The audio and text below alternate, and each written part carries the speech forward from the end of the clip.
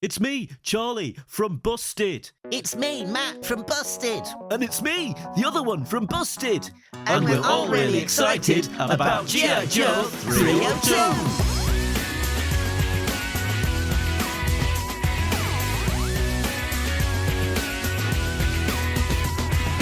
One day when I came home on a burning C-130, went out to the holograph to talk to my favorite redhead. Stood there was a ninja called Snake Eyes, who was now alive. She told me they built a clone machine like the one in the film I've seen.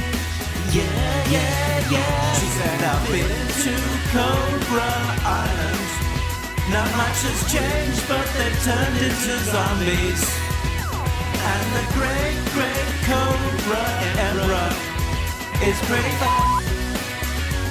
It's pretty fucked.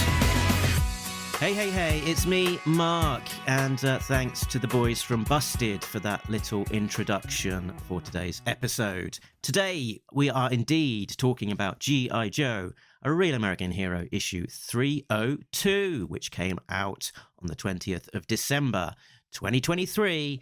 And talking about it with me will be my good friend. It's a real American. We were zombie last month, weren't we? Something else. Tim Finn. Hello, listeners, and hello, Mark. I guess this month I could be your real American zombie Pensioner on a scooter. Yeah. It's a zombie retiree at a post-apocalyptic casino. Exactly.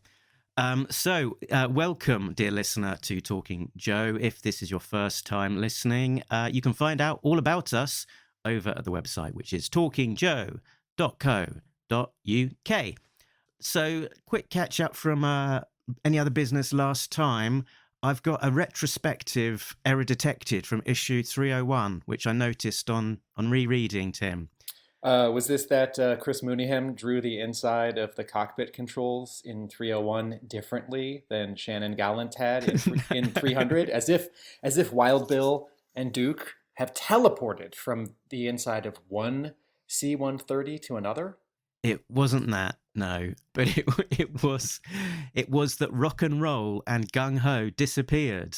They were on the islands. They were part of the backup team, if you remember. And then they, met up with the rest of the gang coming out of the casino, and then they disappeared from 301. They weren't on the Whale. They weren't on the C-130. They weren't name checked by Scarlett as she did her long list of everyone on the C-130. So wow. Hopefully, maybe they swum. I was just gonna say maybe this is a special missions issue number 6. Kind of scenario where there's another comic coming that's going to tell the story of how they went somewhere and they get home and they'll be upset and feel a little guilty that they had to abandon their comrades and get home safely on their own. Indeed. So, and the other bit of, so, we don't tend to sort of touch too much on the news side of things, but in the other bit of news there was a wave of redundancies. Hasbro, and sadly one casualty of that was a friend of the show, Michael Kelly, who we've spoken to on the show before, who is sort of heads up the publishing side of Hasbro, and has obviously been leading not just this new Skybound era of introducing that and all of the things that's coming with that, but also essentially all of the previous run at IDW was over Michael's watch. So he seems very highly regarded, and I think it feels like a great shame to lose him as a steward for the G.I. Joe brand in print. Yeah, I imagine that there is a tremendous amount of institutional memory that goes away in that case. That Michael Kelly had a few people under him, but was doing a lot. Had a small department and had been doing it for a long time, and was was sort of the right person for the job. And but the comics continue, and so either someone still there is taking on new responsibilities, or perhaps for a little while the ship coasts on its own in the ocean. I don't think either of us are worried about this in terms of quality G.I. Joe stories coming from Skybound, but this is an acknowledgement that we don't wish to make, that we enjoyed having Michael Kelly on the show, and as readers of G.I. Joe and Transformers and other Hasbro-related stories, we very much appreciate the good work he did for a long time at Hasbro. Absolutely. Okay, so we are turning our attention to G.I. Joe, A Real American Hero, issue 302, and it was brought to us by these fine folks. Writer Larry Hama, artist Chris Mooneyham, colorist Francesco Segala, flatter Sabrina Del Grosso, and I'll just pause there, maybe, Tim, so that you can tell the dear listener what a flatter is, if they aren't yet aware. Yeah, so Is it, Tim, that there's a big pile of comics and they take up a lot of room and they get a very heavy person to stand on top of them to make more comics squish into a box? You're close. They take an iron. Okay. They take an iron and they heat it up, and they smooth out comics that have wrinkles. Actually, that is a part of restoring a comic. If you have an old valuable comic and you have it partially restored, you can slightly restore a cover by, I think, basically ironing it. Anyway, in the old days of coloring comics, a color artist would use dyes that look like watercolor, but they're, I believe, much more concentrated, and color on a photocopy of the original art. And the photocopy would be at print size, not large like the original art. And then the color artist would code each of the colors so that the color separator would know how to break down the printer plates for what amounts and placements of yellow and blue and magenta and black for the actual printer plates. With the advent of Photoshop and digital coloring, that final step is now sort of internalized and automated, and you can basically do that with, I think, a few keystrokes in Photoshop, outputting your PDF, and the PDF file is going to, quote, talk to the printer, the actual press. So you now have more time for the color artist in Photoshop to work their wizardry with a larger palette of colors and more effects and textures and rendering, if that's the style. If you can imagine staring at your computer at a blank page with just the black line art, you might think, if only I could have a magic person or an automated function in Photoshop just put colors in all of these spaces, right? Like any gray for Batman's torso and any blue for Batman's pants and hands, gloves and boots and head and cape, and any yellow for the bat signal behind him. That would sure save me a step. And that is what a flatter does. You can almost think of it like an assistant colorist or an apprentice colorist.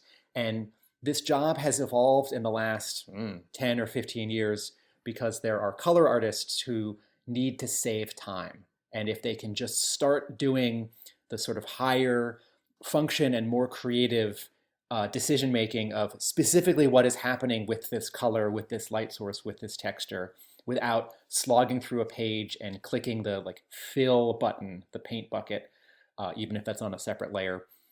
So flatters get a much smaller page rate that comes out of the colorist's page rate. The colorist hires the flatter as a subcontractor. It's not the editor. And in some cases, they get credit. I think in most cases nowadays, whoever is digitally coloring has a flatter or several flatters, even if they're not credited. And I know that a friend of mine uses a flatter who's in Asia. And so my buddy, while he's sleeping, pages are getting flatted, so he wakes up. Actually, did someone say this to us when we were doing one of our interviews about a later IDW issue? This sort of rings a bell. Anyway, that's what a flatter does. Very good.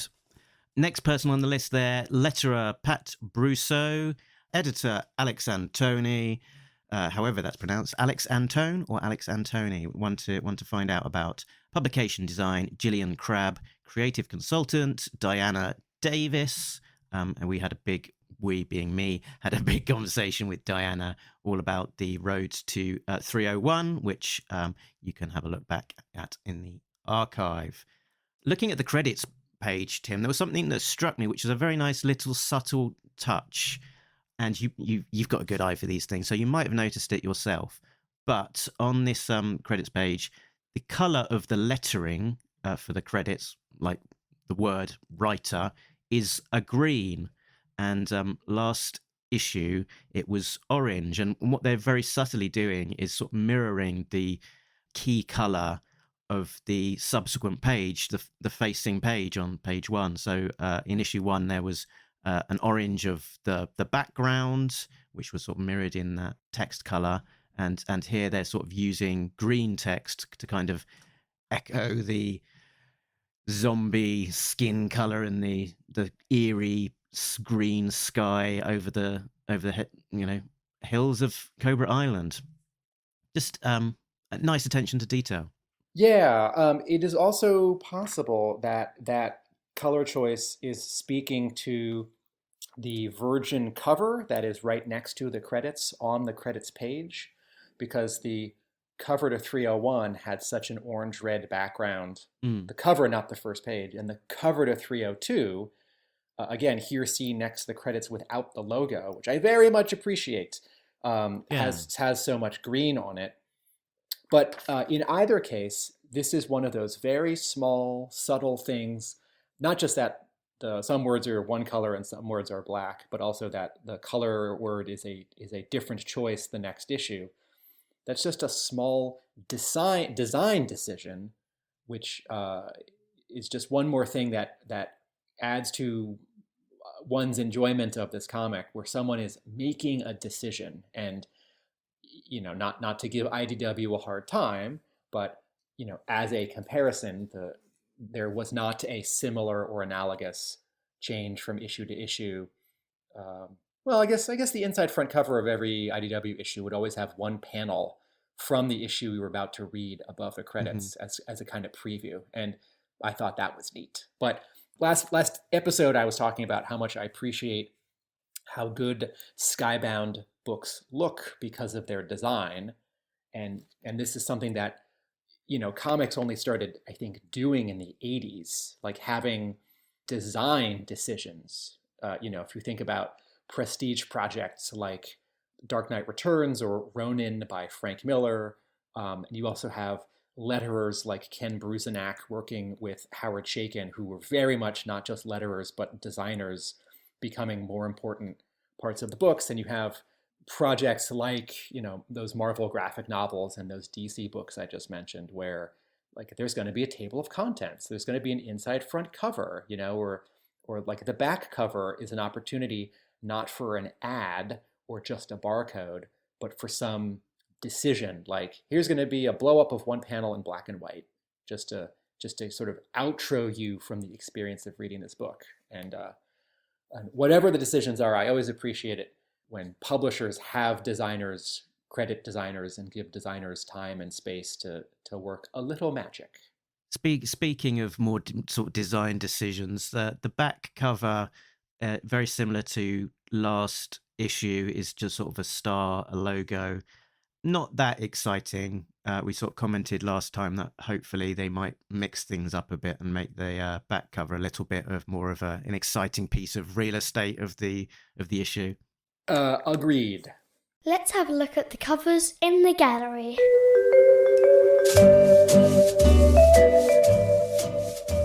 Tim, what do you make of them? Oh man, I just want to say again how excited I am that Andy Kubert is drawing G.I. Joe covers, not just because he has in the past, and this is a fun return, but because he is an excellent cover artist. And that's a specific job. There are lots of artists who are great artists who are only okay cover artists, just as there are some great cover artists who cannot possibly draw an interior because they're too slow, or maybe that's the only reason.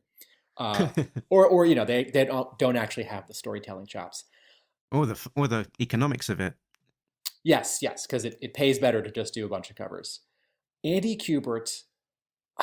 Okay, so the A cover is a somber scene of Storm Shadow, Stalker, Snake Eyes, and Throwdown carrying a makeshift stretcher with a body on it, and all you can see of the body are its combat boots because there's a shroud over it.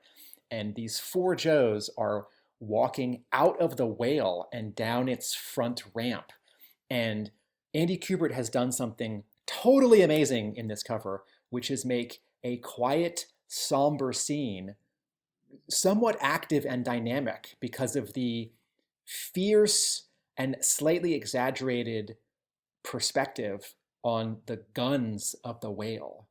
So the vanishing point of them it's actually in the cover. It's actually quite near Storm Shadow's shoulder, and maybe it's above it. And actually the perspective might not quite work here, right? The guns might be obeying a slightly different vanishing point than some of the other orthogonals here. But in making the whale so sort of exciting and aggressive for not moving, for being stationary, and for being stationary during such a sad scene. And what Kubert has done here is he has divided this cover with really strong diagonals. And this is not a flat cover, right? We're looking down. This is not an angle we often see in covers, all covers, G.I. Joe covers, where the camera here is at like 15 feet and we're looking down. And so the Joes, this is not like a powerful, Incredible Hulk cover where the camera is on the ground looking up at him and he's towering over us, or, Batman is swooping past us at night between buildings in Gotham City, right? This is 4 men quietly taking a step, and their bodies get smaller as they get further away from us because of how the perspective works. And you really can appreciate this on the inside front cover, where the cover is reproduced smaller without the logo. Kubert puts some airplanes in the top background, which are almost completely covered by the logo, and a lineup of Joes featuring Cutter, Helix, Wild Bill, Roadblock, CoverGirl, Molto, Shipwreck, and then there's one that I can't quite get. Who's the one all the way up at the top? Is that Duke? There's not a lot of indicators, really. They're quite I might guess. plain. I might guess Duke. And in arranging the elements this way, Kubert has put the most important thing front and center, and then this supporting thing, these other Joes who are standing and saluting respectfully in the background. But A, you still see them and you take them in. But B, the way that they're fitting into the negative space, right? The gun that divides between Shipwreck and Roadblock. And then Brad Anderson, once again, is doing this really wonderful color work where the light on the Joes and the whale is one color, and the light on the rest of the background has a lot more yellow in it, which really separates these distances, these layers, these elements. It's just very different and handsome. I think when people think of Andy Kubert, they might think of his early G.I. Joe covers, or they might think of his X-Men covers, they might think of his Batman covers. There was that Damian miniseries that he drew and also wrote. I'm thinking this cover really reminds me in a way of his covers for the Nom. There's a 5-part story that ran in the Nom called The Death of Joe Holland. And each cover, they were not similar to this in that they had less going on and a lot more negative space. But in that one or two of them are quite somber, and Kubert really pulls it off. And I'm really curious if he's working from a Larry Hama sketch or not. Good question. I feel like if, maybe in a few weeks, Mr. Hama will post something on Facebook and we'll know one way or the other. I do think that Kubert is compositionally a strong enough designer that he doesn't need it. But this cover does remind me of the really smart, thoughtful arrangement of characters and elements that A Real American Hero comics were getting at Marvel in the 80s, in a way that many of the IDW issues had a little less going on, and many of them were sort of flatter. Like there's the one where Zorana's attacking Dr. Mindbender in a dentist's office, or the one with the Baroness and Snake Eyes next to each other with a white background, and sort of those ones that are more like pinups.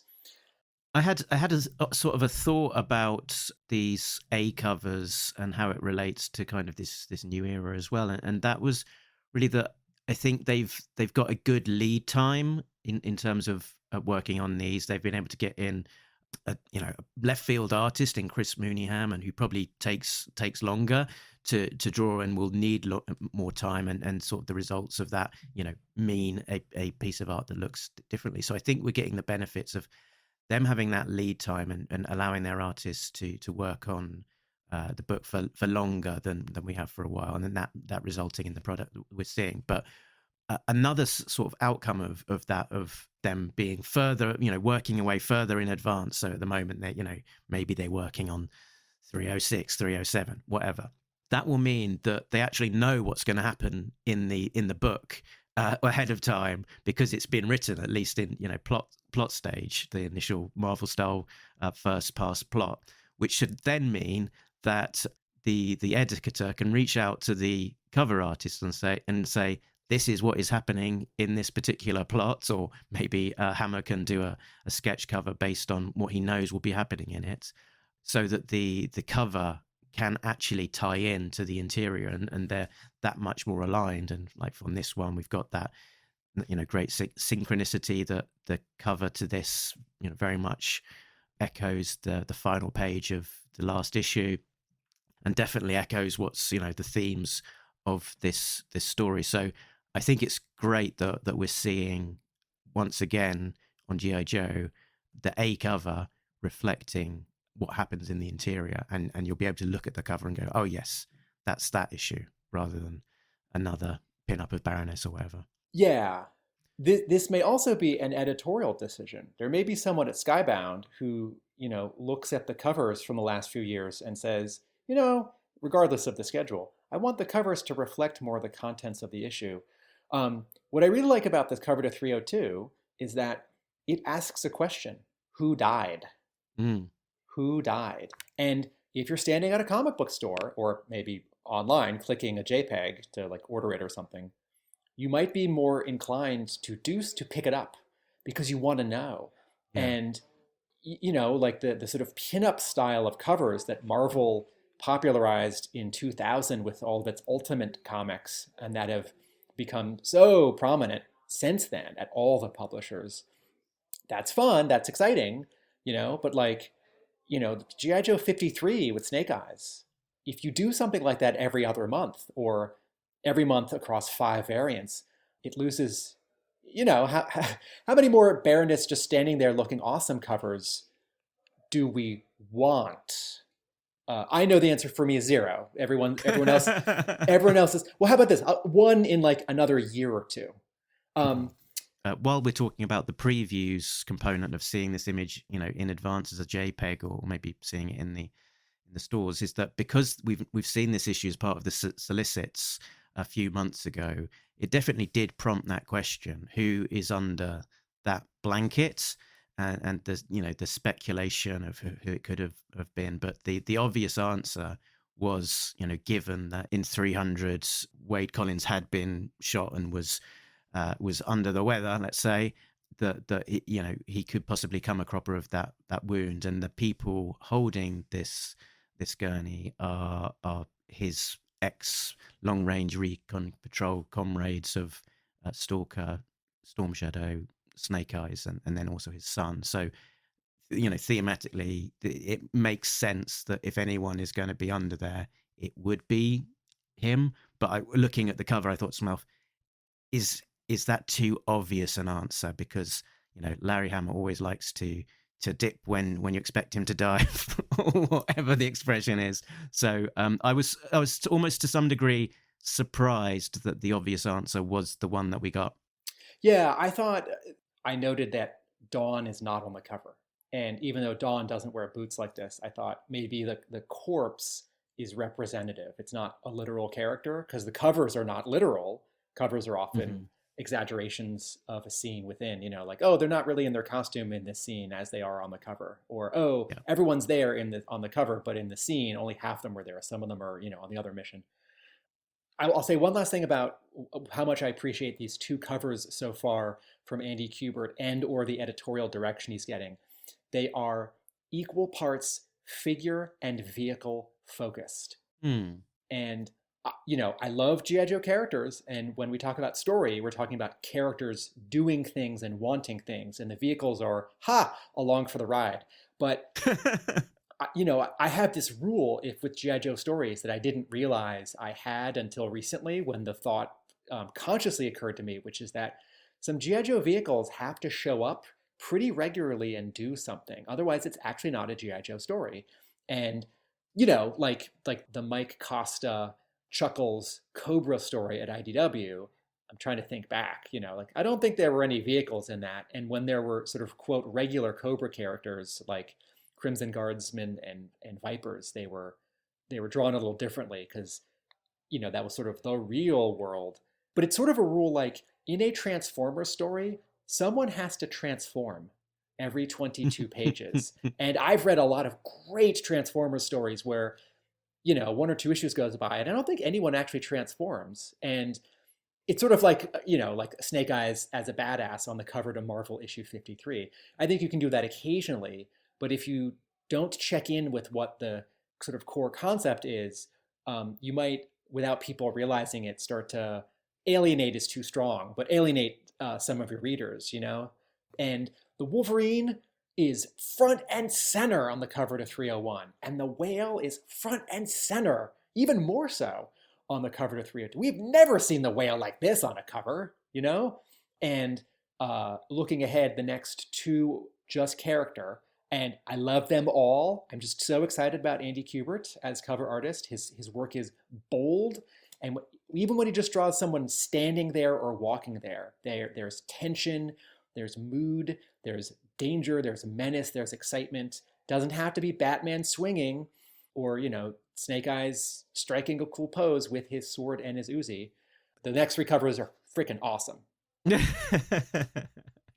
I like out loud 2 days ago when the next one showed up online. I was like, yes! Oh my gosh, yes! Okay. I'll have what he's having. Back to the show. Cover B is another black and white Andy Kubert only. I have nothing to add except that it's great. And then cover C is the 1 in 10 variant drawn by Brad Walker and colored by Francesco Segala. And this cover is Stalker flying at us with the jetpack, and looming much larger behind him is Cobra Commander with his battle mask, and then some holding a globe with a snake around it, and then behind him just some nighttime sky with stars.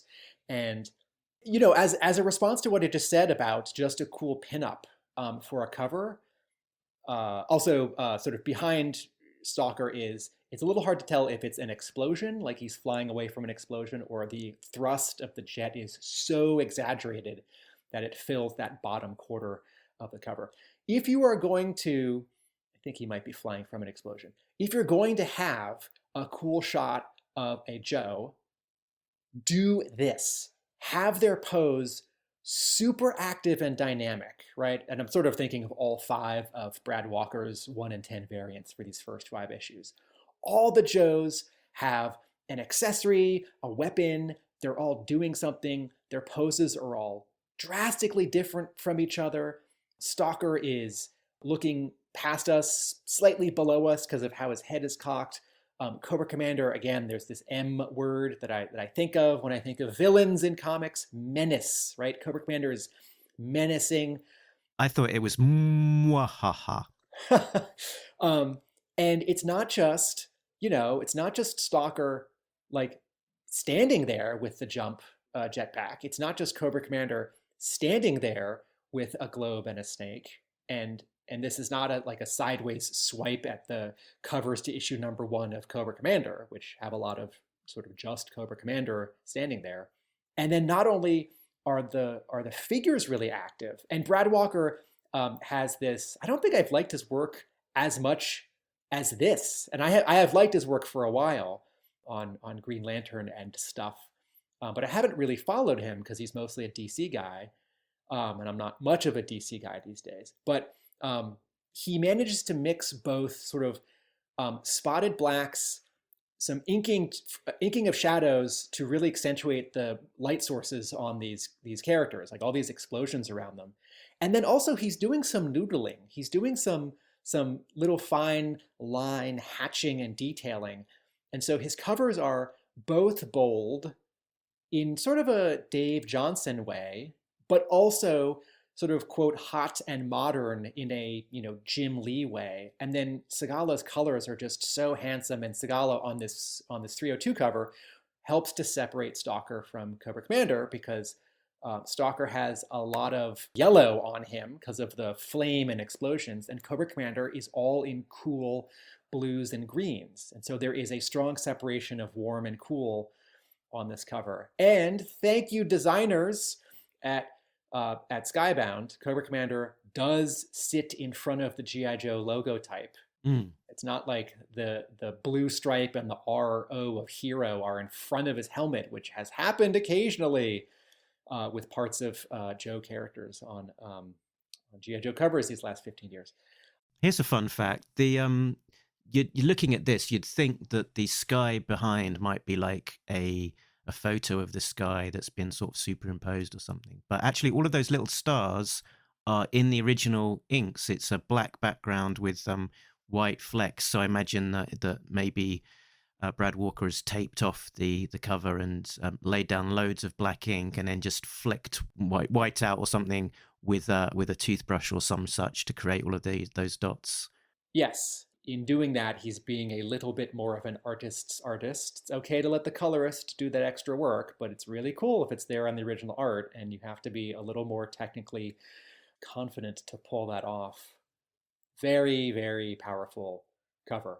For all of my Talking Joe nagging about characters centered in the panel or pages that are symmetrical, this is one of those cases where I'm A-okay with Stalker being centered in the cover for three reasons.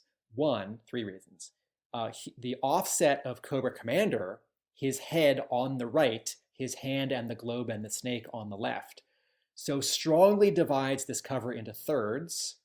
And if any of my former students are listening, I just did a critique this week, and I said to several seniors, you should investigate the rule of thirds. And also, if you're going to do 5 covers that connect, there's a little more latitude to have one of those 5 characters have something sort of symmetrical and centered, because certainly the other 4 aren't going to. And then the final cover, which is cover D, is by Mike Mayhew. And is this only available from his website, Mark? I believe so, yeah. Okay. So you can spend more money by getting like more signatures or certificates of authenticity, but the basic one is $20, and it is Scarlett looking a little away from us, but we are lower than her. She's not looking at us, but she's sort of looking down at us, and she's pointing her crossbow at us, and she has a very cool gun, and she's cropped pretty smartly. You got to be good to crop at the knees, and Mayhew does pull it off because he's not quite exactly cropping at the knees, but he's very close. And starkly, there is no background, but it's all white. And you don't often get all white backgrounds in comics, right? Think of Wolverine and Batman and Daredevil, right? A lot of covers take place at night, or think of G.I. Joe. A lot of covers the backgrounds are jungle or explosions. And Mayhew is one of those artists who, in sort of the Alex Ross mold, neither of these guys invented this, but Mayhew hires models and draws from reference, which is a little unusual for comics, because comics have to be drawn so fast. Although less uncommon for comic book covers. But when I see a Mike Mayhew cover, I can see the model, which is both kind of cool and also a little distracting. But Mayhew is a talented artist. He's done some G.I. Joe covers before. I like them okay. I think he's slightly miscast for G.I. Joe. This is not a cheesecake cover. This is not like a babe pinup of Scarlett. She's definitely attractive and alluring, but this is not about like her butt or her breasts. This is about, her being cool and with cool weapons.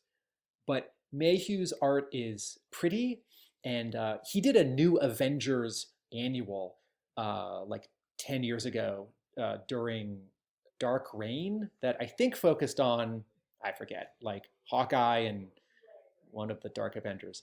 And it was cool to see him do interior pages because he's so much a cover artist. But his stuff, I could tell that he's like really thinking of sort of each panel as like a reference photo to get the likeness and the poses right in a way that is not the sort of, like standard comic book artist, like just start scribbling on a page, knocking in characters, doing, stick figures and background planes. So Mayhew is a different kind of illustrator who I think is a good fit for some comics covers, but not my first choice for G.I. Joe covers, though this is a very handsome one. Yeah, I looked at this and I thought to myself, I wonder if he's basing the figure on Cameron Diaz. Thought there's a bit of her there in the face. Huh. Could be wrong, but... Yeah, what does happen is some, and this was happening with G.I. Joe action figures during Pursuit of Cobra, where the figures were informally being sort of, quote, cast as actors, both for the figure sculpts and also for the package art. And some of them you can definitely guess who. And, that's fun.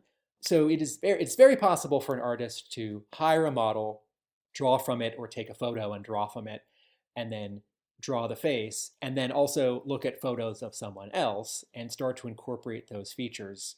So yes, I can see a Cameron Diaz resemblance here. That may be coincidental, that may be on purpose. It's also possible that the model kind of looks like Cameron Diaz. Could just be a similarity. Yeah, so we had Baroness last issue, Scarlett this issue, next issue is Lady J. I do wonder how long he'll keep on going. At what point will he run out of female characters to draw? I guess he's got... Dr. Biggles-Jones. That's probably the next one. Dr. Burkhart, although she's dead. I do want to. I do want to tip my hat. I'd like to see the Dr. Burkhart one. It's just a corpse. I do want to tip my hat to Mike Mayhew here on one aspect of the cover that I really appreciate, which is that Scarlett's leg straps here look like red leather. They do not look like red satin or red Twizzlers with light bulbs in them, which is how everything red on Scarlett looked in IDW Real American Hero comics for the last 15 years. And when we briefly talked about all the variants for 301 last episode, I pointed out the Rick Leonardi variant cover, which I love. And that color artist, John Callis, not my favorite colorist, but did a nice job with that cover, except for what I would consider like two red, shiny, glowing red parts of Scarlett. And I very much appreciate here that it's a dull red, a brownish red. It's not incandescent. Good. Right. So next up is a plot breakdown. Plot breakdown. On Cobra Island, casino-going pensioners and troops alike have been transfigured into zombies with a taste for forbidden meat by the mutant zombie bomb. Serpentor Khan rallies the Horde to take over Cobra and move to Springfield. At Arlington, the Joes attend the funeral for Wade Collins, folding a flag and presenting it to his widow. At the Springfield Community Center, Cobra Commander delivers bad news on the mutant bomb. And with the threat of a zombie invasion, he mobilizes his forces, recalling all units from other locations. At the Revanche HQ, Alpha 001 is monitoring the evolving situation at Cobra Island with a view to exploiting the situation. In Utah at the pit, Stalker tells Mongoose and the other new Joes about Wade Collins, while in the command center, Duke monitors the developments with Cobra. And finally, in the Sierras, Snake Eyes and Scarlett cook rabbit stew. They are brought a timber wolf pup. Snake Eyes talks, but is told to be quiet. And then they shag. Oh my god. What way to end the issue? We don't have to start there, Tim. So what struck me? Shall I start, Tim? Yeah, I just talked about covers for 45 minutes. Yeah. So what struck me about this issue, which I very much enjoyed, was very different tones.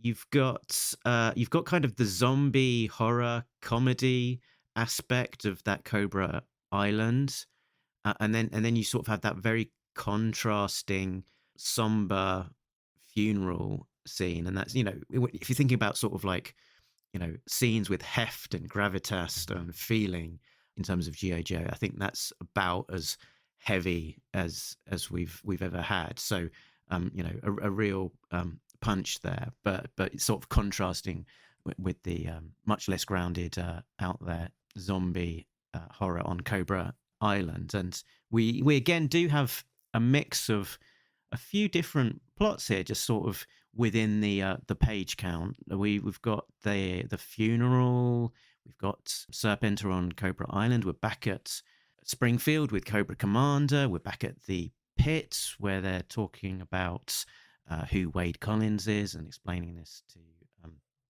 some of the characters didn't know him so well. And then we're back in the High Sierra, and we'd sort of flash into another scene in the pit in the command center with Duke and Mainframe, and then we're back again into the High Sierras. So plus Revanche headquarters. Oh, and Revanche as well. So that's an awful lot of zipping about within a story which doesn't feel like it's zipping about. It feels like a very measured pace, and so a lot of different, touching in with these different cast of characters, and some of this is immediate, some of this is sort of slow build. And I heard an interview with the editor Alex Antoni, who sort of noted something which really sort of struck me, which was when sort of describing Larry Hama, is that he doesn't just have the single through plots that you get from a lot of comics these days. He doesn't just have a sort of an A plot and then juggling a B plot alongside it. He'll also have the C plot, D plot, E plots here, there, and everywhere. And that's because he's not necessarily just writing for the current issue or the next issue, but knowing that he's got some room to play with, having written 300 issues of the thing, and not every writer can expect or would necessarily want to have a really long run on a book these days. The most that they could hope for is that they get their 4 issues, and anything else above that is gravy. And when you've only got a limited number of issues to play with, or a limited run to play with, it's less of a luxury that you can do that world building, and sort of really lay down some character work and future work that might not pay dividends until many issues ahead. So general observation there that sort of really struck me when talking about Hama's writing, which ties in nicely with this idea of there being so many different characters and scenes. I will add to that. Hama has said, well, the book always has an A plot and a B plot, and then I'll cut somewhere else, and 4 Joes somewhere else are already starting their mission, and we didn't even see the beginning of it, or them leaving the pit, and that's the C plot. And a couple issues from now, the A plot wraps up, and the B plot becomes the A plot, and the C plot becomes the B plot, and then by then I'm introducing a new C plot, which might technically be the D plot if the A plot is still running. And so he knows he's doing this, and I think also I think some of this is how he writes, and some of this is a necessity of G.I. Joe because there's so many characters. I haven't read a whole bunch of his, let's say, Wolverine issues recently, such that I could make a comparison. But I think we can extrapolate that if Hama were writing Batman or Daredevil solo books, even though there are enough villains and supporting characters, you could write it like this issue of G.I. Joe. I don't think you would. And so some of this is out of a kind of necessity. And also, people writing letters to Daredevil, very few of them are saying, like, do you remember Daredevil's second wife? Bring her back from the Bendis run. Or sorry, maybe his first wife. But, after Elektra, like the second, whatever. But, every month people are writing in, or at conventions, they're saying, who I really miss? I really miss this G.I. Joe toy that I had in, and Hama will think, oh yeah, I haven't reintroduced that character in a while. Maybe I can think of a way for them to be in the story. So I think some of this is also audience expectation and his reaction to it. It's like, okay, well, if I do a story where they're in the Arctic, I could throw in one or two Arctic guys. Oh, well, maybe it's going to be about the Arctic Sea, but I could throw in Deep Six, or, oh, then I should probably use the whale, that kind of thing. Okay, and then in terms of my reaction to the issue, I also got the same thing that you said, which is the shift in tone and the funny, fantastic zombie story on Cobra Island with the serious and somber. It's not just that a G.I. Joe character has died, and it's not just that it is a G.I. Joe character in the military who is getting a military funeral. It's that Larry Hama in this comic series has 2 or 3 times before taken several pages out to have a serious scene like this, where the reader bears witness. Is it 43, where Hawk and Stalker are at the wall, right? That's the flashback, the footnote in this issue, right? Yep, that's right. And Funeral of Flag. Yes, which I haven't read in a long time, so I don't recall that.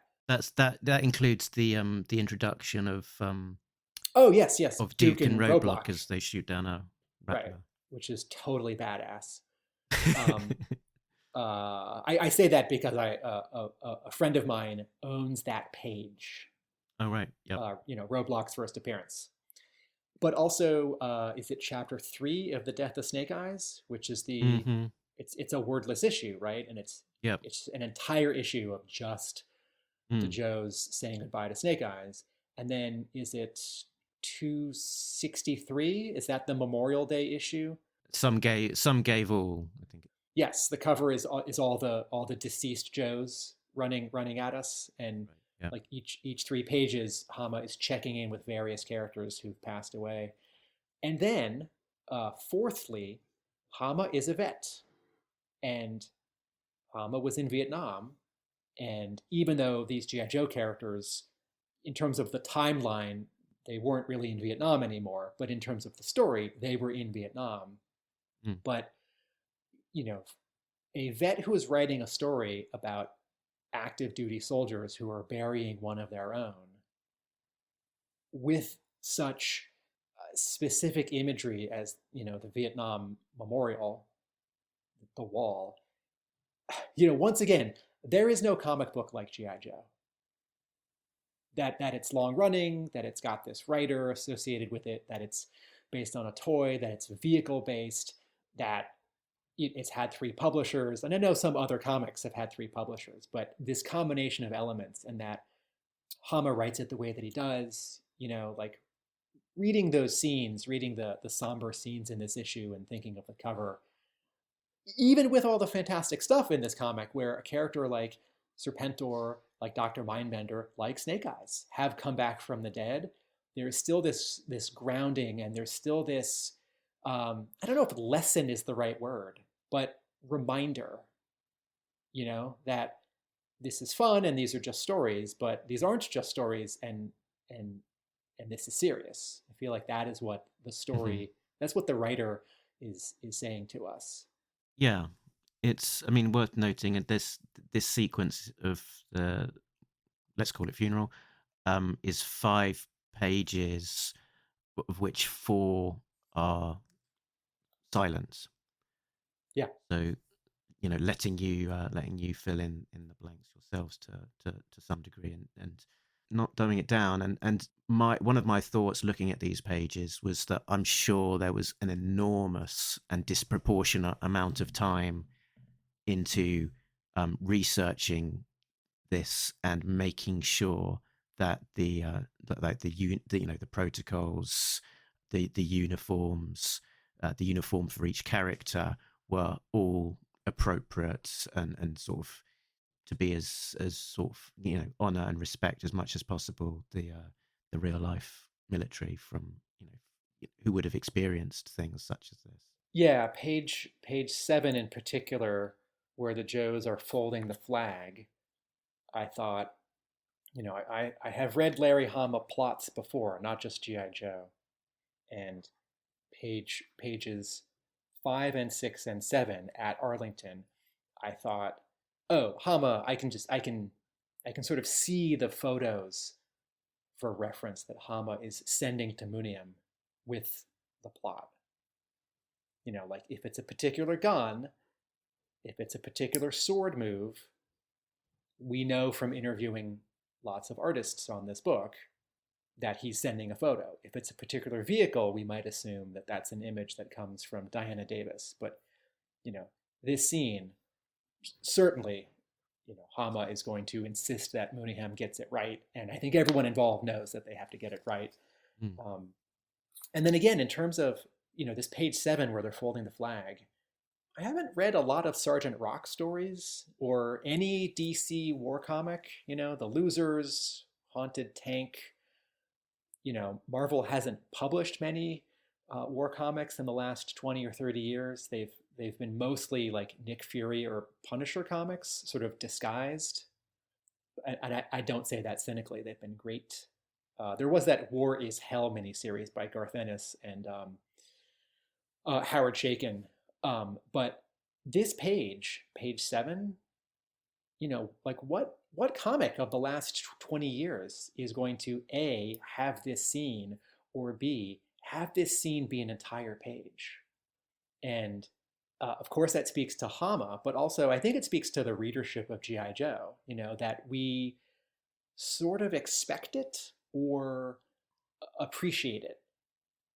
Like I have to think that people reading this comic for a long time or getting back into it these last 2 months got to this page and thought, huh, yeah, and didn't think like, oh man, I want some more ninja action, or like, but what about the zombies? It's like, it's, I guess, doing a few things. It's respecting the character.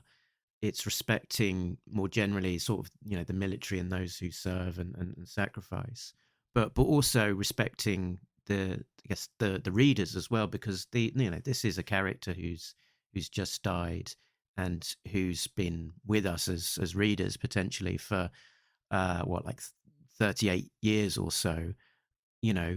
To have someone in your life, even if a fictional character, feeling the consequences of their death, it can feel like, I guess, a real loss in some form. And also the note that Wade redeemed himself, that he was a good guy, he became a bad guy, and some time ago he became a good guy again. So that he then sacrifices himself, it adds weight to it. And I very much appreciate the scene back at the pit later on when, is it Mongoose? Is that who says? Mongoose is the character who's said, I'm curious about how Wade Collins rated in interment at Arlington along with the G.I. Joe honor guard. After all, he was a former Crimson Guard. And then Stalker fills in the blanks, yeah. So, I don't know how much Alex Antone is, actively editing this book and is having a conversation with Hama. And, Hama might have thought, I really want one of the new guys to ask one of the old guys about this. Or Hama might have thought, lapsed readers or new readers might need some context here. But what I thought I saw here was like perhaps an editorial note, like, "Hey, Larry, I think for new readers or lapsed readers, you should remind everyone." And you've got the new guys there. It's Mongoose, Multo, Helix, and I think Sherlock over Mongoose's shoulder. Yeah, and at the same time, I'm not trying to say that Hama, like didn't think of how important such a scene was, and it was definitely editor. What I'm saying is, this feels like in the creative process, this feels like the kind of thing that an editor might suggest. And if you don't remember the first telling of this story back in issue 43, or its retelling in 155, and possibly even another retelling somewhere else, for example, probably Snake Eyes Declassified, tangentially, possibly somewhere else again as well, then obviously those are very specific comics you would have had to have read, and not necessarily recently published. So for new and for old readers alike, it's a good reminder and retelling.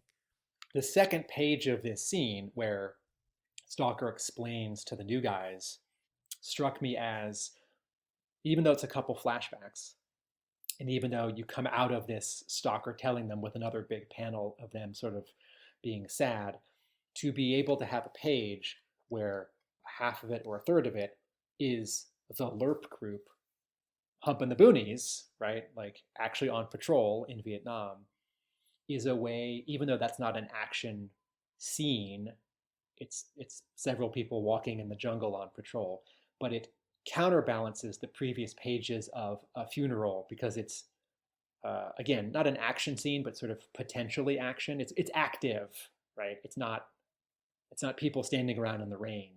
It's like men on patrol. And so I thought that was also a smart sort of part of the shifting tones of the issue. In that same scene, just following the retelling of Wade's story, recounting issue 43 essentially, it's Multo who then says at the end of it, he says, sorry for the butchering of this, Magkakasama Tayo, which is Tagalog or Filipino and means, best I can tell, we're in this together. So sort of just echoing that like they're a military brother, and even if he was, went astray and joined Cobra and has come back, they're all part of that, I guess, military family and bond, common bond that they have.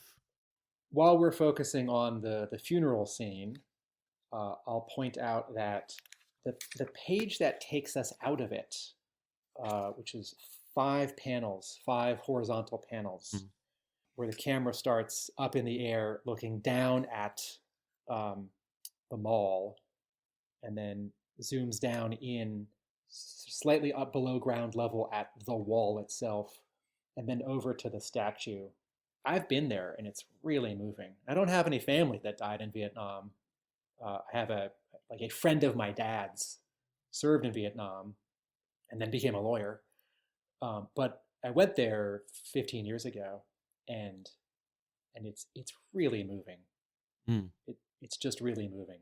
I think about the architecture, the controversial architecture of having something so subtle as landscaping, right? Because at a certain spot you can't see the wall because it's sort of lower than you, and you have to walk around to the other side where the ground has been recessed, and then you walk up to the wall, and it's like it is an artful sort of dent in the ground, a very, very big one, and then you have all these names etched on this black surface, and it's chronological, it's by year, but there are also spaces on the edges. The names don't go all the way to the side of each panel because as I don't know what the phrase is, as information has come forward or forensics have surfaced, the government has found a few people who did indeed perish in Vietnam,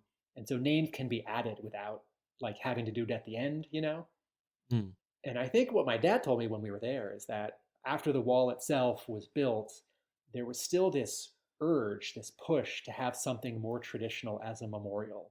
that names on a wall, and a wall that you can't see from one direction because it's sort of at ground level, like below grade, that it's not traditional enough, and maybe it's not proper. And so the statue of a white man, a black man, and a Hispanic man or a Latino man as soldiers was added later, and the placement of it is that they're sort of coming out of the brush, and they can see the wall based on their sight line. It's just all really moving. The statue is called Three Soldiers or Three Servicemen. It's a bronze statue by Frederick Hart, unveiled on Veterans Day, November 1984, on the National Mall in Washington, D.C., part of the Vietnam Veterans Memorial, and first representation of an African American on the National Mall. It will be familiar to readers of G.I. Joe, as it also featured in issue 42, Ties That Bind, which echoes, I guess, this issue, because that was the issue that introduced Wade Collins as a sort of named character, where I think it's Stalker and Snake Eyes are at the wall, and they encounter Wade, who then sort of reveals himself as being former comrade, and noticing that his name was not engraved. Right, because some of the mystery was had he died or not.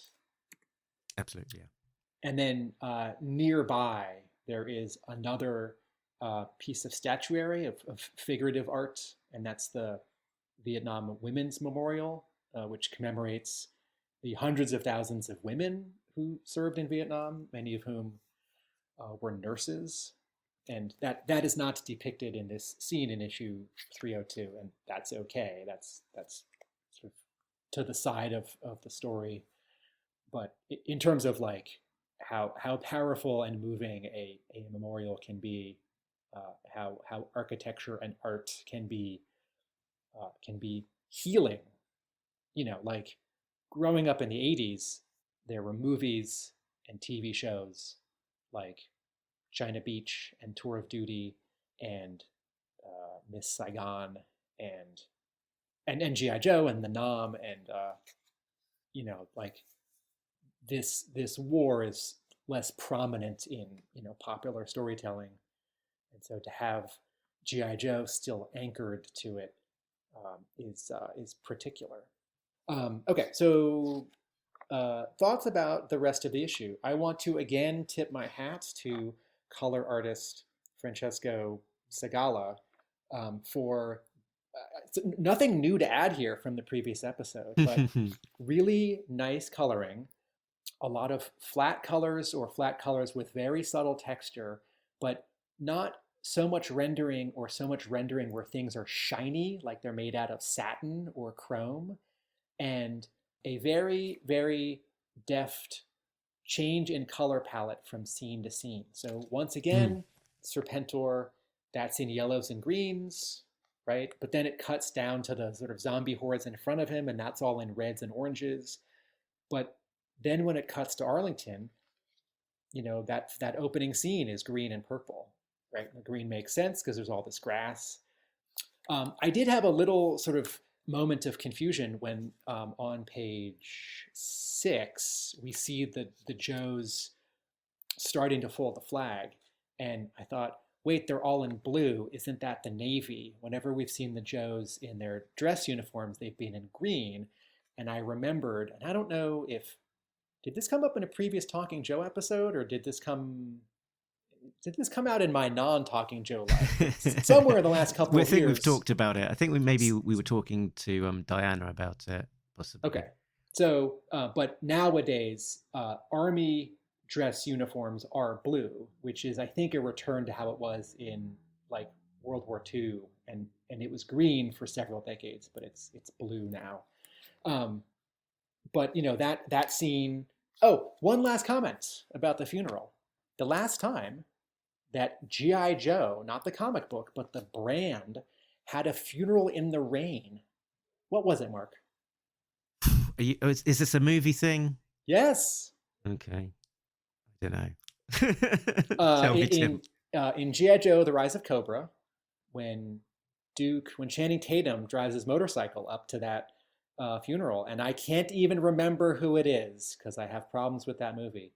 Even though that movie's not great, that scene looks awesome because it's raining, and I think according to the director commentary, I think Stephen Summers was saying on the DVD director commentary that they hadn't planned for that, but they got there that day to shoot, and it was raining, and they thought, well, it's going to look great, let's shoot. It's a kind of cinematic rule, isn't it? The funerals, it's got to be rainy. Yes, it is definitely harder to shoot a movie scene with hundreds of people and equipment that you want to keep dry. So anyway, lots of great color work in here, separating scenes from each other. And the pit in green, the pit shrouded by green light. You'll be glad to see, Tim. Yeah, but it's how the light it's how the light behaves that I'm okay with. Okay. I'll say one last thing. I'll say one last thing about the funeral. We remarked in our last episode, version 2, version 3, how Chris Mooneyham's art does look something like Joe Kubert's, and he went to the Joe Kubert school, so that makes some kind of sense. At the funeral scene, I realized just how much Chris Mooneyham's art looks like Andy Kubert's art and Adam Kubert's art as well. Mm-hmm. And that may be such a subtle distinction to our listeners as to be unhelpful. Andy and Adam and Joe Kubert, there are a lot of similarities in how they draw, but I also note a lot of differences, and I sort of start to see all three of them swirling around in some of the faces, in some of the rain, in some of the shadows under eyes, in some of the abbreviating of faces when they are far away. Mm-hmm, mm-hmm. Chris Mooneyham in this issue does continue to do a lot of the straight on stuff. Note on pages 2 and 3, particularly on page 2, Serpentor Khan, straight on, straight on, straight on. And then on page 3, even though his head is cocked a little bit, we're still straight on, we're still straight on.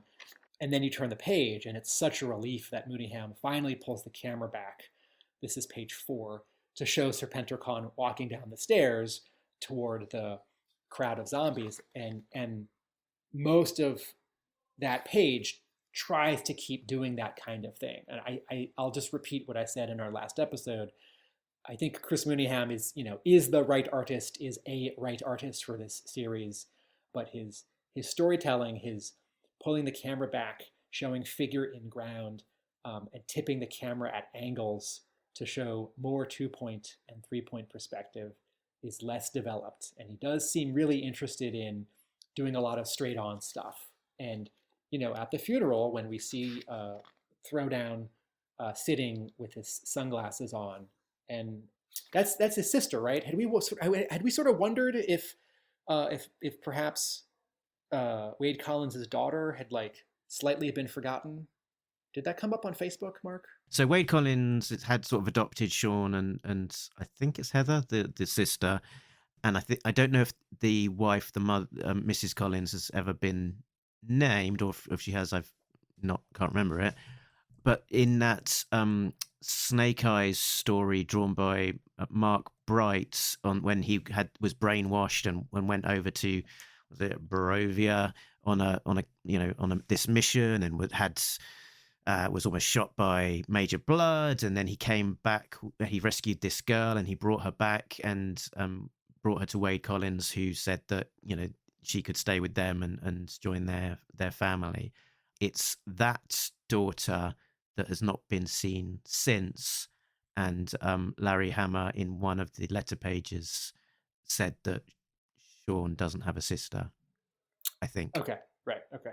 So that one of the sisters has been remembered, but the sort of second one seems to have vanished and not been remarked on since. Right. But there's a potential storyline that could be filled in. Another special missions issue. What happened to the title of this issue? A Kid from Barovia. Wow. Writing itself. Oh man, the Adam Kubert face that I see is on the third to last page, where Scarlett says at the bottom of a page, "We have a visitor." And if you showed me this panel by itself, I would say, "Oh, that's Adam Kubert." And if an artist happens to draw like Adam Kubert, or is trying to draw like Adam Kubert, that is totally fine with me. Also, I'll point out, I don't know when Chris Mooneyham was at the Kubert School, but Andy Kubert and Adam Kubert did teach there also. So it's not just like they went there and they draw sort of like their father. And so people may sort of draw like all of them because people may go to that school. If that Kubert founded the school and 3 Kuberts taught there. And so other people have gone there and may have had a combination of teachers, including more than one Kubert.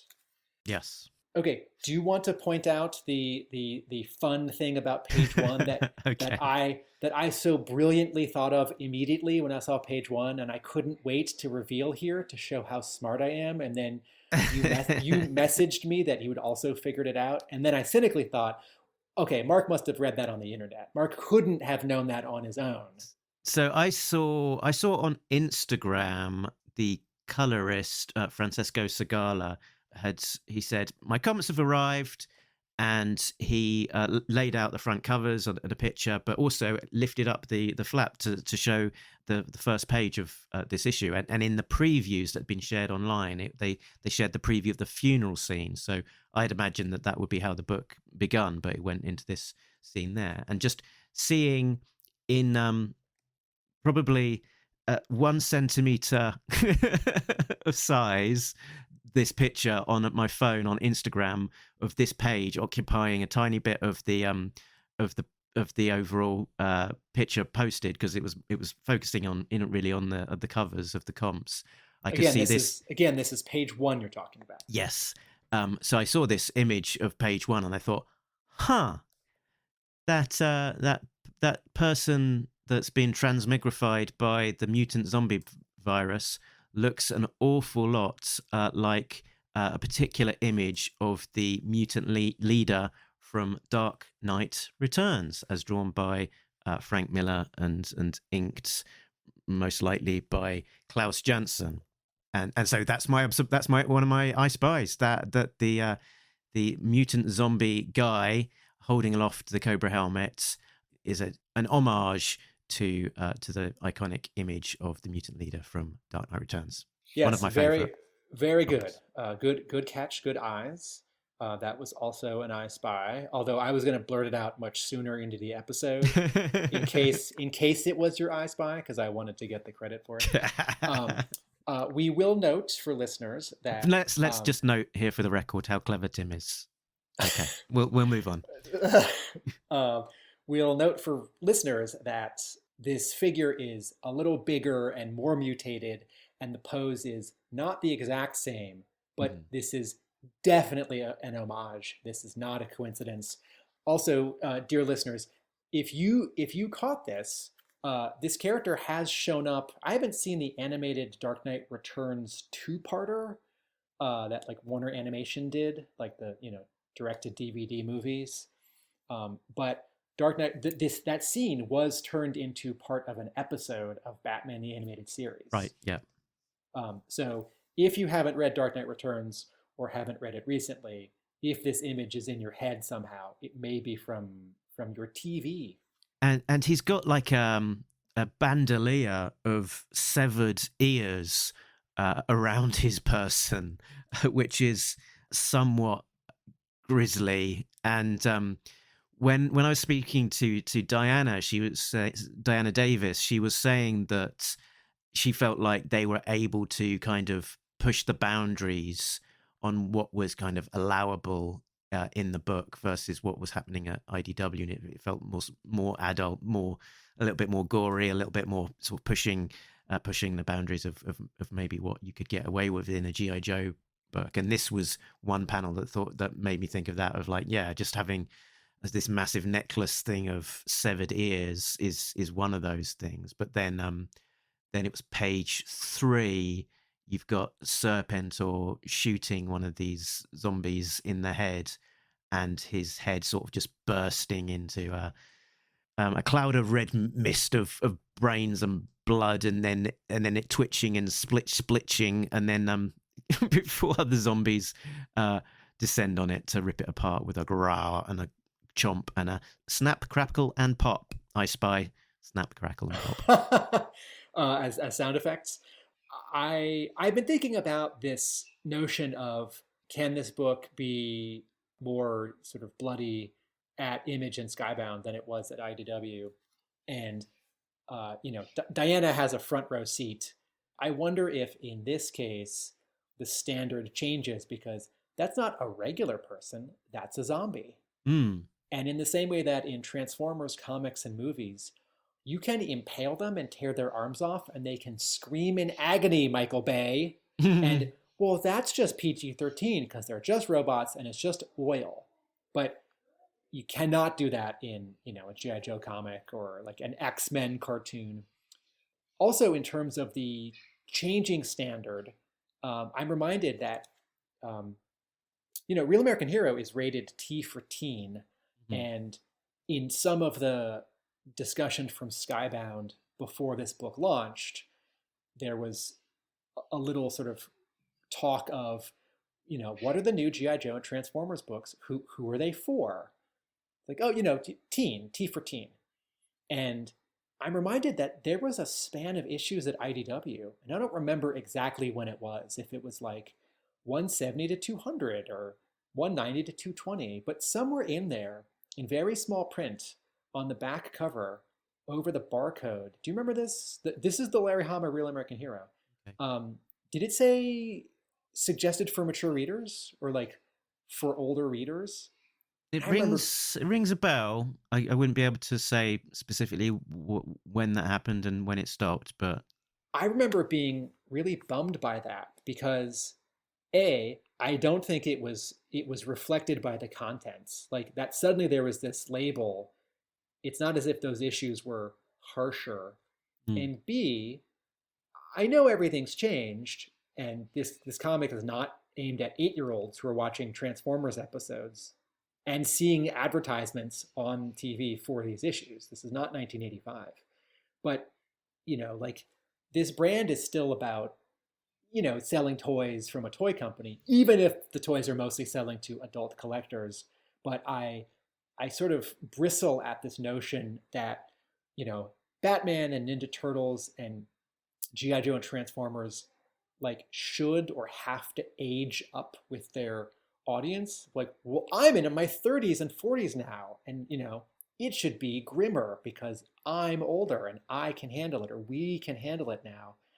And I think there is a way to make a Turtle story, a Batman story, a G.I. Joe story that is both compelling for 8-year-olds and also 45-year-olds and also jaded 45-year-olds. But I also think that some of it is like the sort of evolving standard.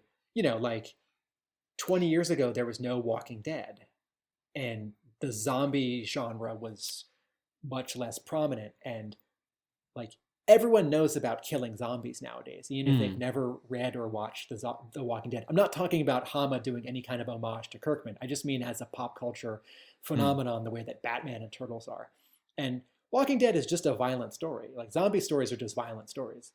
So I think some of this is it's oil, not blood, like Transformers parallel argument. And B, Diana must surely be right that someone at IDW or someone at Hasbro, there's a different calculus right now. But also, I don't need G.I. Joe to be grim and gritty just because I'm not 10 anymore. And Hama knows that. And so I don't think he's writing it differently. But also a 10-year-old seeing a zombie's head explode is probably most likely just be like, cool. No, right. Sorry. Yes, I'm right. No, thank you. That's I interrupted myself and forgot my third point.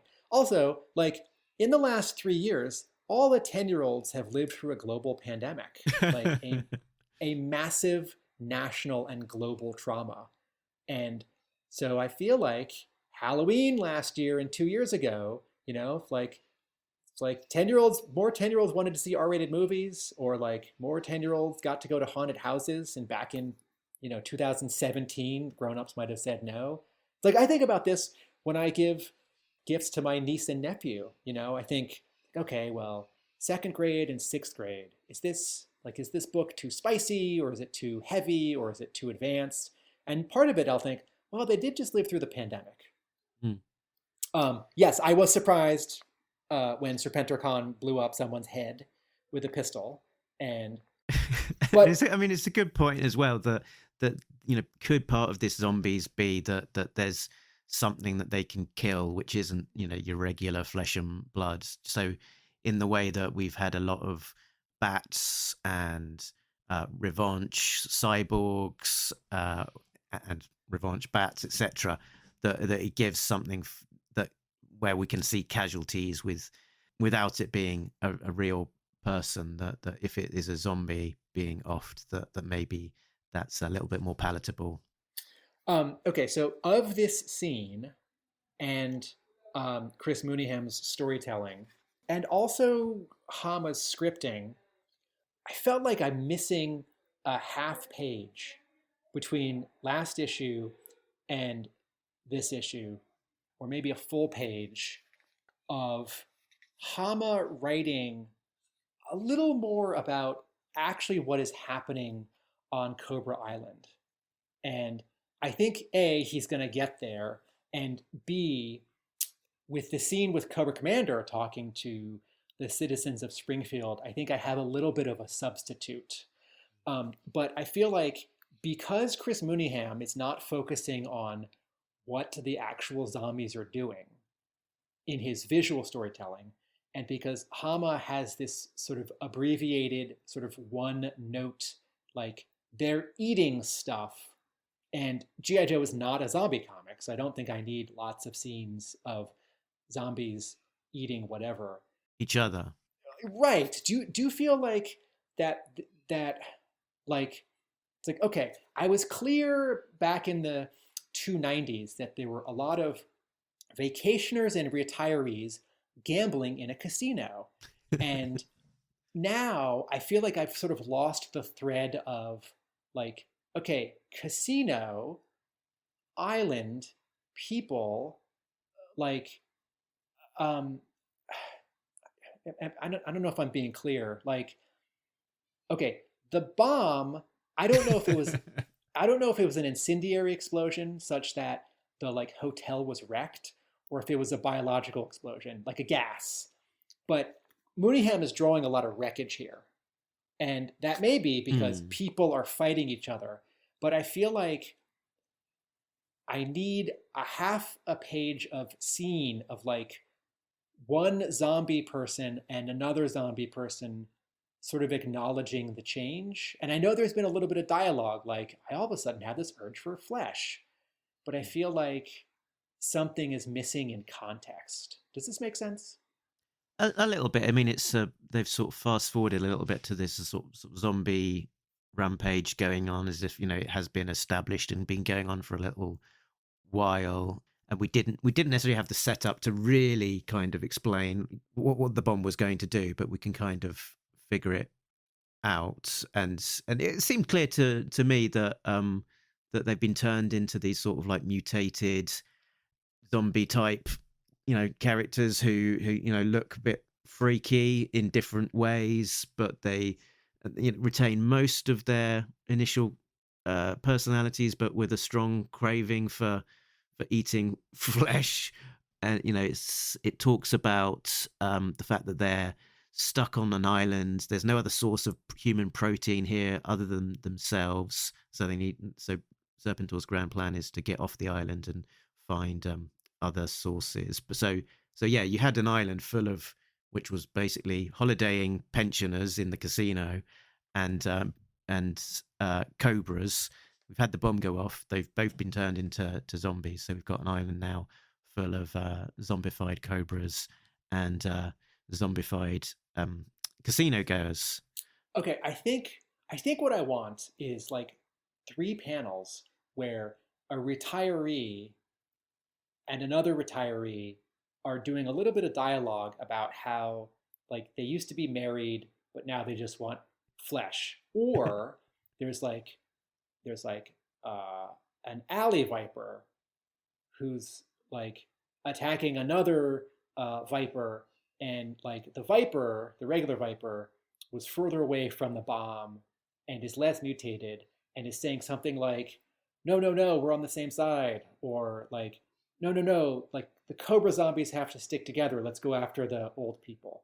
I feel like there's maybe because this setup also feels like I know the Joes just went there to rescue someone and leave, but I feel like this story, this plot thread, is missing one element. Like we haven't checked back in with Dr. Mindbender, and even though he's a zombie the same as Khan, and even though he's a zombie the same as all the Cobras and all the retirees, I feel like Mindbender would want to would be able to resist it a little bit and would be doing something different. Like I have to get off myself to find the anecdote, or period, or like someone in the world of the Joes, whether it's an actual Joe or someone like Wade Collins who's not a Joe, would like need to rescue one particular person from the zombie thing. I feel like, and Hama makes it up as he goes along, so this might be this criticism might be entirely true and warranted. I feel like Hama doesn't know yet what he's doing with the zombie thing. Mm. And because it's one note, like Khan is going to lead them, it's like, well, that's sort of the same as it was before. Khan was going to lead them. You know, it's like, well, Khan was going to lead Cobra and the Cobras on the island and like take the vacationers hostage. Or maybe he was going to leave the vacationers there and lead some invasion with the Cobras. And now that they're all zombies, it's sort of the same thing, except instead of like shooting people and conquering America, they're going to eat people. And so I know that is very different, but in terms of the sort of the vector of it, I feel like Hama hasn't figured out to my satisfaction an entree for me, a way for me to get into this thread. And maybe it's like the Dr. Mindbender or like Jeffrey the Techno Viper. I need something else to happen in the zombie story on Cobra Island to create a difference. Also, a slight pet peeve that Chris Mooneyham is drawing a bunch of Cobra soldiers as zombies. And there were definitely all kinds of Vipers there. And I've always been very sort of particular and protective from the 1985 to 1986 switch and upgrade. You know, like there are episodes of the show where the animators or the storyboard artists continued to draw Cobra soldiers and also Vipers. And it's sort of like the costume upgrades in, is it season 3 of Star Trek The Next Generation, when they go from the thin jumpsuits with no padding to the pants with the like pullover jackets that have a little bit of padding. And I think to reasonably save a little money on wardrobe, Paramount, like all the background extras on the Enterprise, like in season 3 and 4, continued to wear the older, cheaper suits. They didn't need to make like 20 new ones. But it's a little conspicuous for someone like me who's like looking for that kind of thing. It's like, wait, why didn't he in the background and her in the background get the new, nicer uniform? And so in my mind, all the Cobra soldiers became Vipers, and they like got rid of all the old Cobra soldier outfits. Or Cobra soldiers like were the lower rung, and you sort of quickly graduate to being a Viper. But in like even despite an upcoming Andy Kubert cover, I think it's like no, there's sort of no more like Cobra soldiers in 2023. It's Vipers. Yeah, it seems to be a definite preference of Mooneyham in terms of the Cobras he's drawing on page 12. There's that kind of almost half full page splash of the Springfield Community Center with the aspids coming down, and he's sort of redesigned most of the stuff here.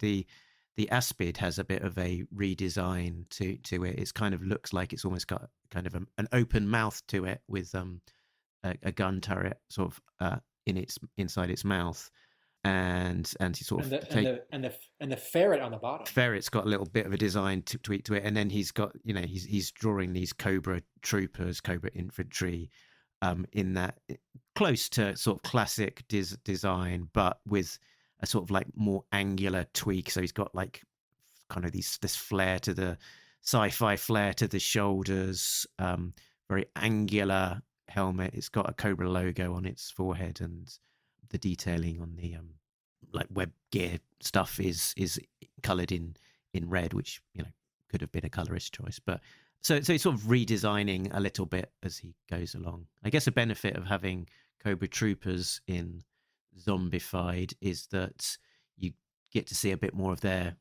face, whereas with something more like a Viper, classic Viper, you would a lot of their across the Vipers, a lot of their faces are quite covered up, but yeah, could have a shattered windscreen or whatever.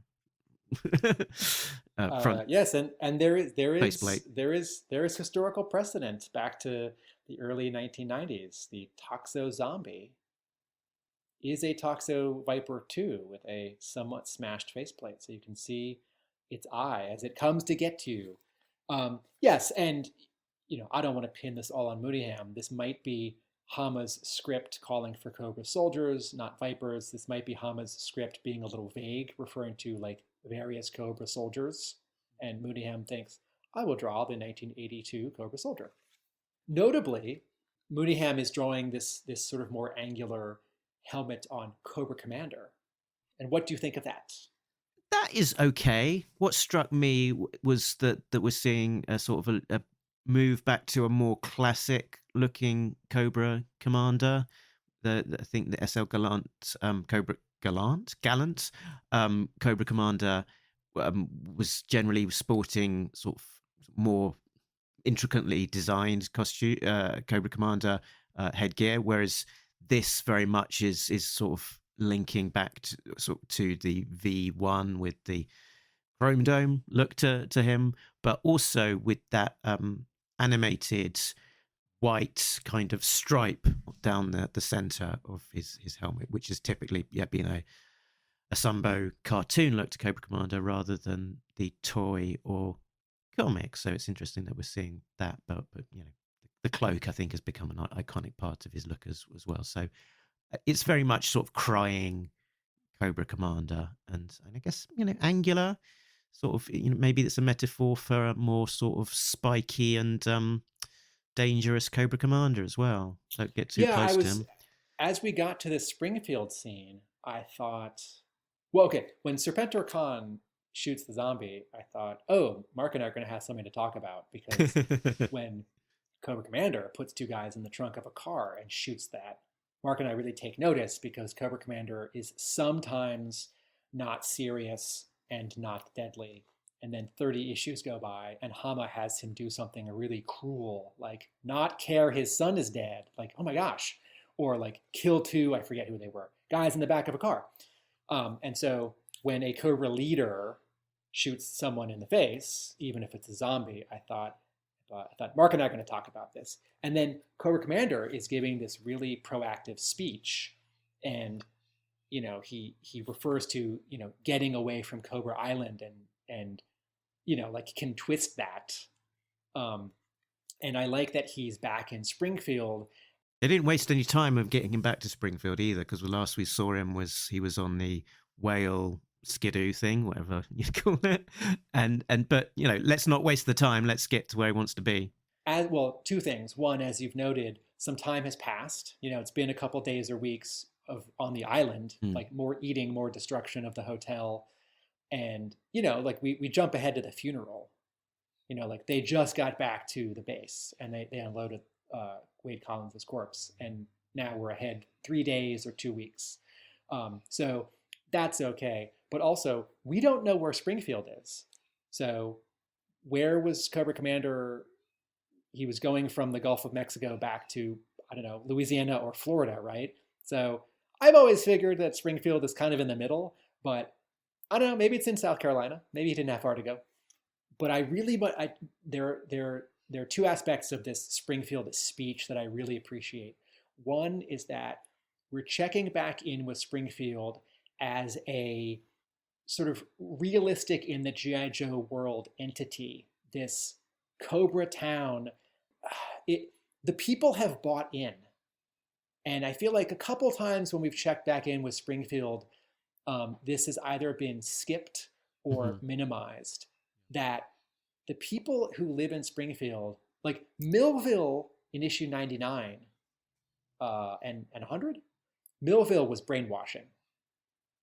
But Springfield, these people believe in the Cobra philosophy, or don't believe in America enough that they will live in this Cobra town.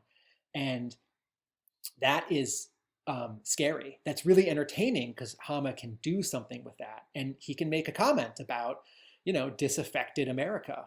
Someone like a Wade Collins for whom, and there's a panel here where Stalker refers to it, like America has failed Wade Collins twice. He comes back from Vietnam and he's hurting, and then he can't get a job, right? And so to check back in with not just like Cobra soldiers who are guarding Springfield, like in issue 275, not just Crimson Guardsmen who live in Springfield and are like doing the Cobra dream, but their spouses and kids. So in a general sense, I love that Hama just gets Cobra Commander back to Springfield. And then when Cobra Commander delivers the news about Cobra Island, I love all of their reactions because this is a realistic, I feel like there's a really good bit of sort of emotional closure on this. Wait, how would people feel if you told them that someone that they knew on an island might have been turned into a zombie? Yeah. How might you react? I mean, like as a comparison, right? Hama writes emotional scenes, like the funeral in this very issue, like Scarlett and Snake Eyes on the last 3 pages. But he always does them understated, like when Wolverine is really hurting between Wolverine 75 and like 125, and Jubilee tries to help him, and Jubilee sort of gets sent away, or Wolverine's really tough. Hama always does that with a light touch. He's not, as a writer, like putting emotions on the sleeve. Like you compare that to, again, like who's a long-running writer at Marvel, Chris Claremont on X-Men. Like there are these Shakespearean scenes of sadness and betrayal where, Forge steals Storm's powers with this device, and, Carol Danvers is angry at Rogue for stealing her powers, and Wolverine's going to get revenge, and Cyclops and Jean have this very complicated relationship, and it's psychic, and she's cosmic, and all this stuff. And people like yell and they cry, and there's a lot of verbose narration in, in 15 years, of 17 years of Chris Claremont Uncanny X-Men, right? But this Scarlett and Snake Eyes scene, like, what does she do? What happens in the scene? Well, a 4-legged mammal represents a lot of the emotion of the scene, and Scarlett and Snake Eyes witness it. But those couple of panels aren't more of them talking. And then what happens on the final page? The wolf cub is asleep on their bed, right? That says a lot more than them talking more about Timber or Timber's kin. And then what happens on the final page? Someone wants to say something, and Scarlett shushes, right? And so Hama often says a lot by having characters not say a lot, not say anything. And so to have this scene where across several panels, turn into it now, people on Cobra Island are saying, what? Everybody in the island? My husband is a televiper. He's my brother. How can that be? Right? I'm skipping to the next page. Joseph Frey, he's a viper. My dad, both my parents. And Jeffrey was there. No, well, I would love Hama to check back in with a particular techno viper, whether or not it's Jeffrey. And Hama does not listen to this show, so he doesn't know about the wonderful, wonderful backstory you've created for Jeffrey and how he's a favorite character of ours. But if I will it into existence, maybe. And then Cobra Commander interrupts them and does a very Cobra Commander thing, which is, your pain is important. My plans are more important. So the big middle panel of Cobra Commander, head and shoulders and hands, when he interrupts them, like, that's such a great Cobra Commander beat.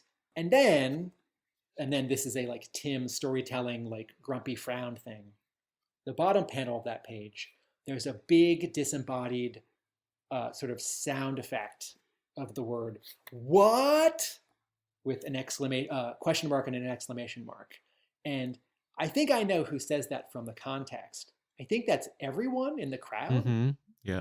But because Chris Mooneyham doesn't draw anyone with open mouths, I sort of thought that was someone from off panel, and I would turn the page and someone would walk in, like Serpentor Khan, and he'd say, like, "What? How dare you speak against me? You're all under my domain now." But still, I really like the Cobra Commander bit. I really like the Springfield scene. Yeah. Slight disconnect between the expressions on their faces and the what? And you could have like a smaller word balloon sort of behind the WHAAAT with a couple tails pointing to various people. That would also solve the problem if the art is going to look like this. So I wanted to ask you, Mark, what you thought of Cobra Commander, of the Springfield scene, and then this scene that happens right after it. Yeah, so yeah, it's good. I mean, he's on stage, he's talking with gravitas like a leader. He's not, being ineffectual, spikiness, like I say to him, it does sort of suggest a little bit more of a menace. And then he's talking about recalling all Cobra units from outposts and secret bases and mobilizing forces like they've never been mobilized before.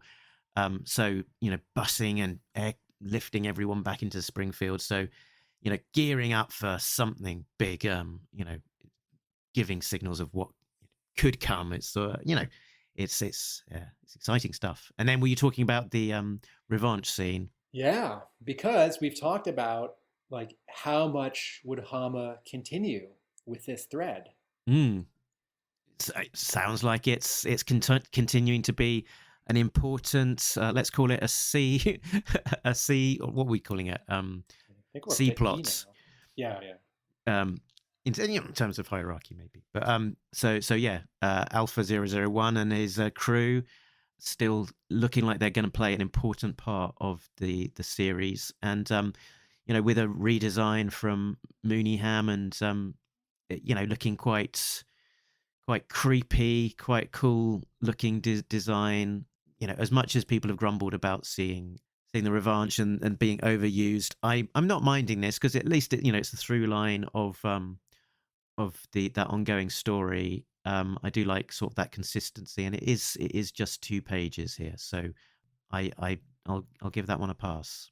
Is Mooneyham drawing the like cocktail waitress on that page? Does it have the right hair? Didn't they all have black hair? Initially, but Hammer did say that wasn't the intent, to make them all look the same. Okay. Or so they did start to look slightly different as the plot progressed. So okay. That's all fine. They were initially very much looking the same and having black hair, but increasingly there was more diversity in the mix of the the revanche cocktail waitress robots. So these 2 pages with Alpha 001 and Revanche, here's another example of Mooneyham doing a lot of medium shot close-ups, not a lot of background, a lot of straight on stuff. And I think he could do this sort of 1 scene per issue. And there's an argument that the like cold, inhuman quality of Alpha 001 might call for sort of more emotional distance in the quote camera placement in the visual storytelling. But since Mooneyham has already done this on page 1 and 2 and 3 with Serpentor Khan and a little bit here and there in the whole issue, I think that panel of Sean with the sunglasses and the white background, the really stark negative space during the funeral and the sisters next to him, I think that is a totally reasonable panel to do straight on and centered.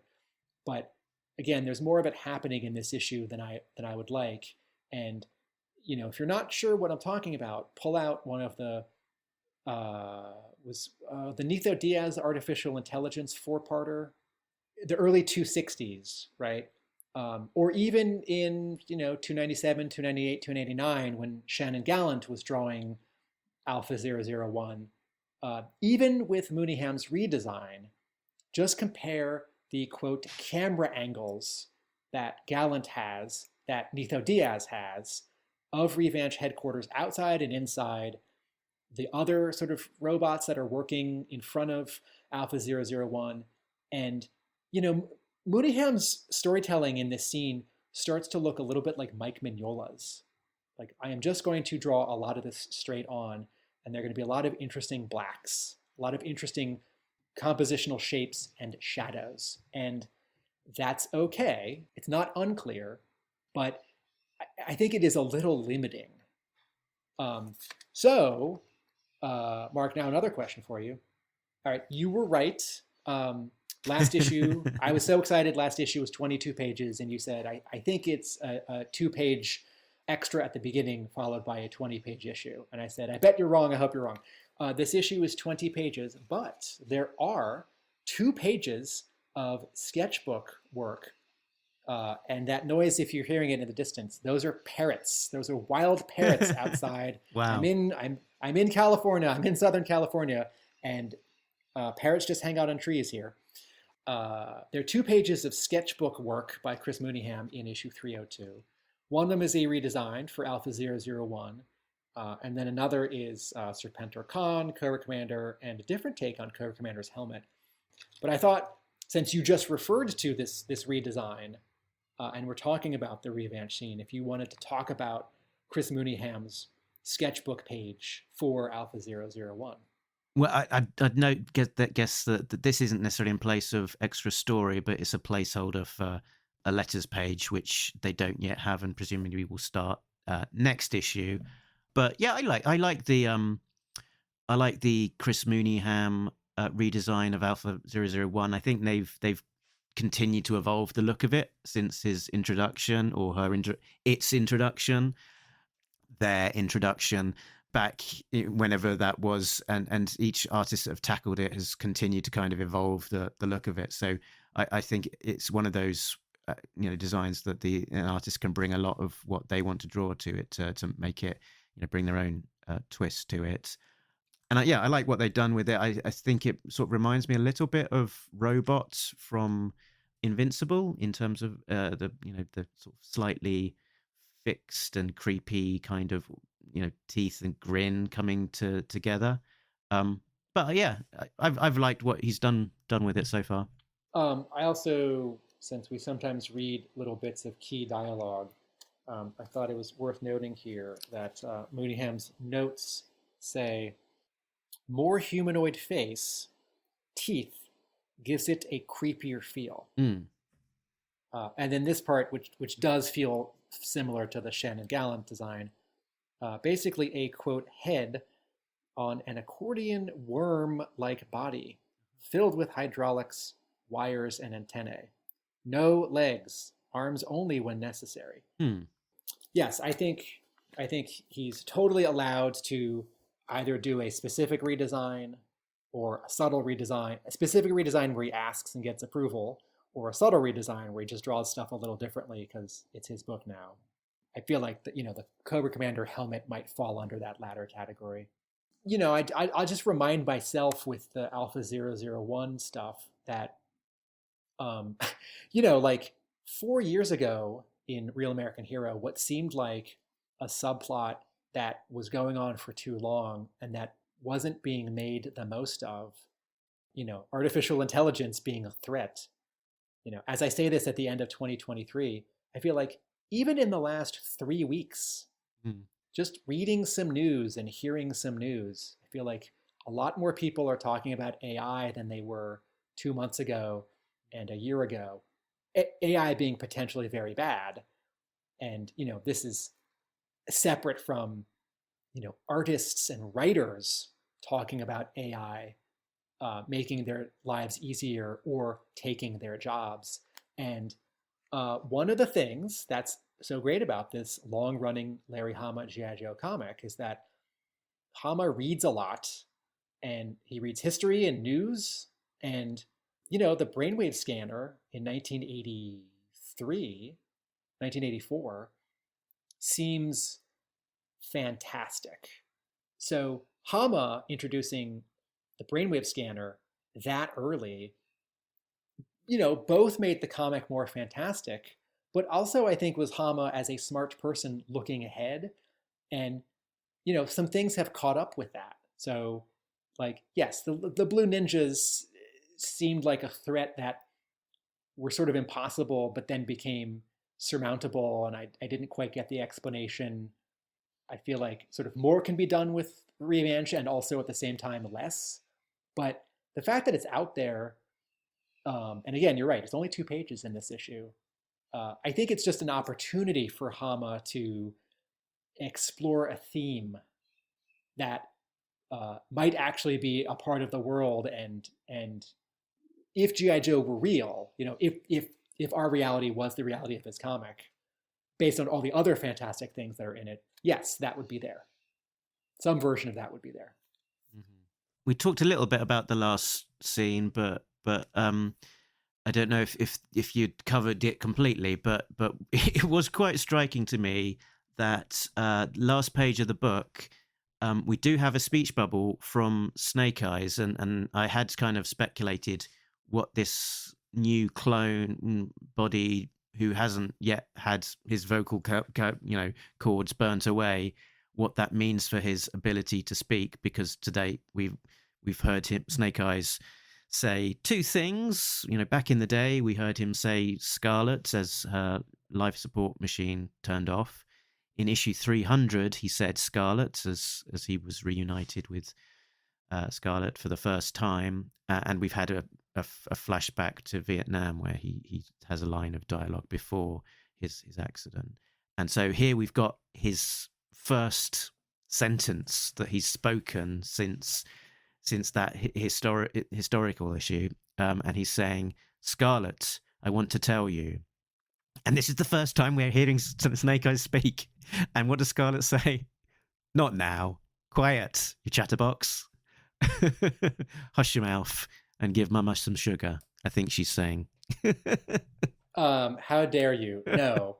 In that final panel, that is not a passionate sexual embrace. That is a loving, supportive kind of embrace. That's Scarlett saying, "I've been almost 100 issues without any of that sweet Snake Eyes loving." Well, I respect that realistically these characters would have a sexual life, and I don't want to deny them that. At the same time, G.I. Joe has always been pretty non-sexual to me.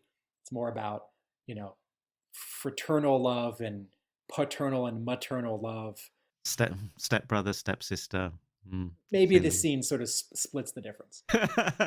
I can't quite read the intent on this one. I'm not too sure.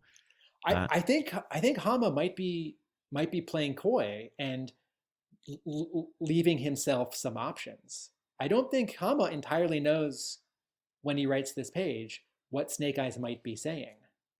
And I thought he just buried his friend.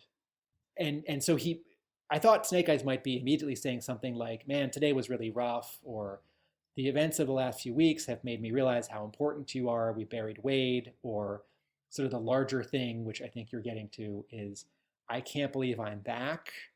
I was going to say I can't believe that they cloned me, but missed out certain parts of my anatomy.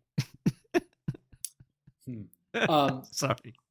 I don't know that Hama is gonna, like, again, because it's such a big cast, and because Hama writes the emotional stuff with a light touch, and that's like a positive way of saying it. But like a negative way of saying it is, it's like when like Jonathan Hickman writes big emotional stuff in X-Men, Avengers, and Fantastic Four. It's cold. Like his big ideas of time and space and continuity and power sets are really well thought out, but I don't think Jonathan Hickman's like actual emotional stuff, husband, wife, father, son, lovers, I feel like he's not as comfortable writing that. So you could phrase it either way about Hama, but I sort of feel like Scarlett and Snake Eyes are not going to pick up this conversation on the first page of this next issue. I think there's a good chance they don't pick up this conversation in the next issue. And when Hama does come back to it, I bet it's like they're going to be on a mission. And Snake Eyes is going to start to say one small thing that's a thread of what you're getting at or what I'm getting at. Like, you're important to me. I can't believe Wade is gone. I can't believe I'm back. I'm worried about the zombies. I'm worried about Dawn. I'm worried about Sean. Who am I? One of those 8 or 9 things. But I bet Hama is going to sort of get to it by not getting to it. And like, they'll be on a C-130 heading to Springfield. And then like they'll be interrupted by like the red light to jump out of the plane. Yeah. Or like he'll be training with Dawn, and she'll sort of be saying it for him. She'll say, you know, I've had your memories in my head. I wanted to speak to Granny Demon. Is Tommy coming back? And then like this new Snake Eyes will like do some awesome stuff and kind of not say anything. And then like Hawk will walk in and be like, I need the ninjas on a mission. And that is both incredibly frustrating that Hama sort of doesn't dish it out, doesn't like give it to us. And I think also crafty, you know, it's like, oh, I got to buy the next issue to see who this new Snake Eyes is. And again, like, I don't think Hama knows. Yeah, it could be and that I he don't wants say to that tell us something really big and really secretive at a big bombshell, or it could be something small. It could be something that we just never find out about, never touched on again. My gut actually tells me that the way that this scene actually plays, like the sort of this is too weighty, but the like emotional truth of this scene that Hama has written, I feel like what Snake Eyes actually wants to say is, Scarlett, I love you. And Scarlett doesn't need him to say it. Mm-hmm. But in Embracing in the final panel, they show it. And he doesn't need to say it because he hasn't been able to speak for all these previous issues. And so he's never said it. They've always shown it. Mm-hmm. So I think what Hama might be saying to us is, even though the new Snake Eyes can talk, he won't. Yeah. And maybe she could even be saying not now. Instead of saying not now, she could say, I know.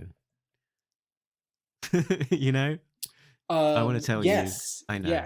Yes. And either of those, not now or I know, those are both variations of the sort of teasing the audience. You know, it's like the character knows more than the reader.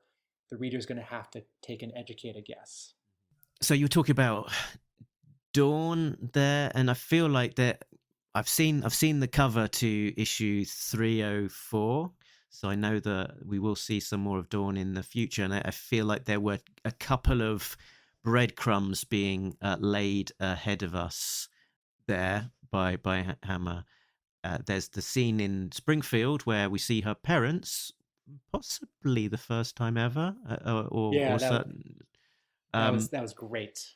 Is there any news of our daughter Dawn? So that's a really interesting dynamic. Her parents are still in Springfield and they're concerned for Dawn. And then later on in the pits, Roadblock says with Mainframe and Duke, and they're talking about the zombies going to Springfield to take over. Roadblock says, we should just sit back and watch them decimate each other.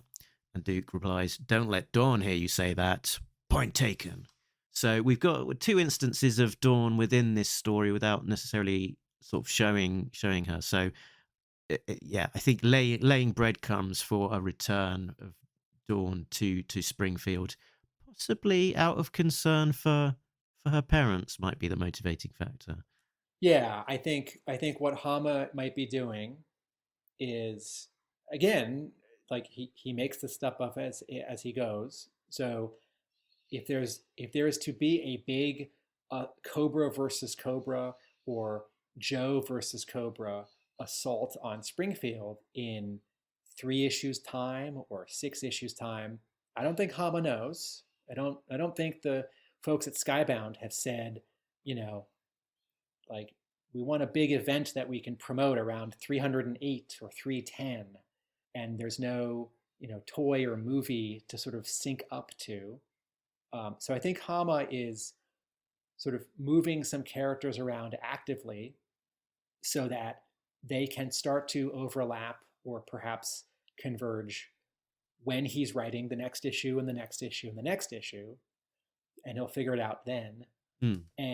And also, I think Dawn might be out of this issue, not in 302, because she's not important to this issue.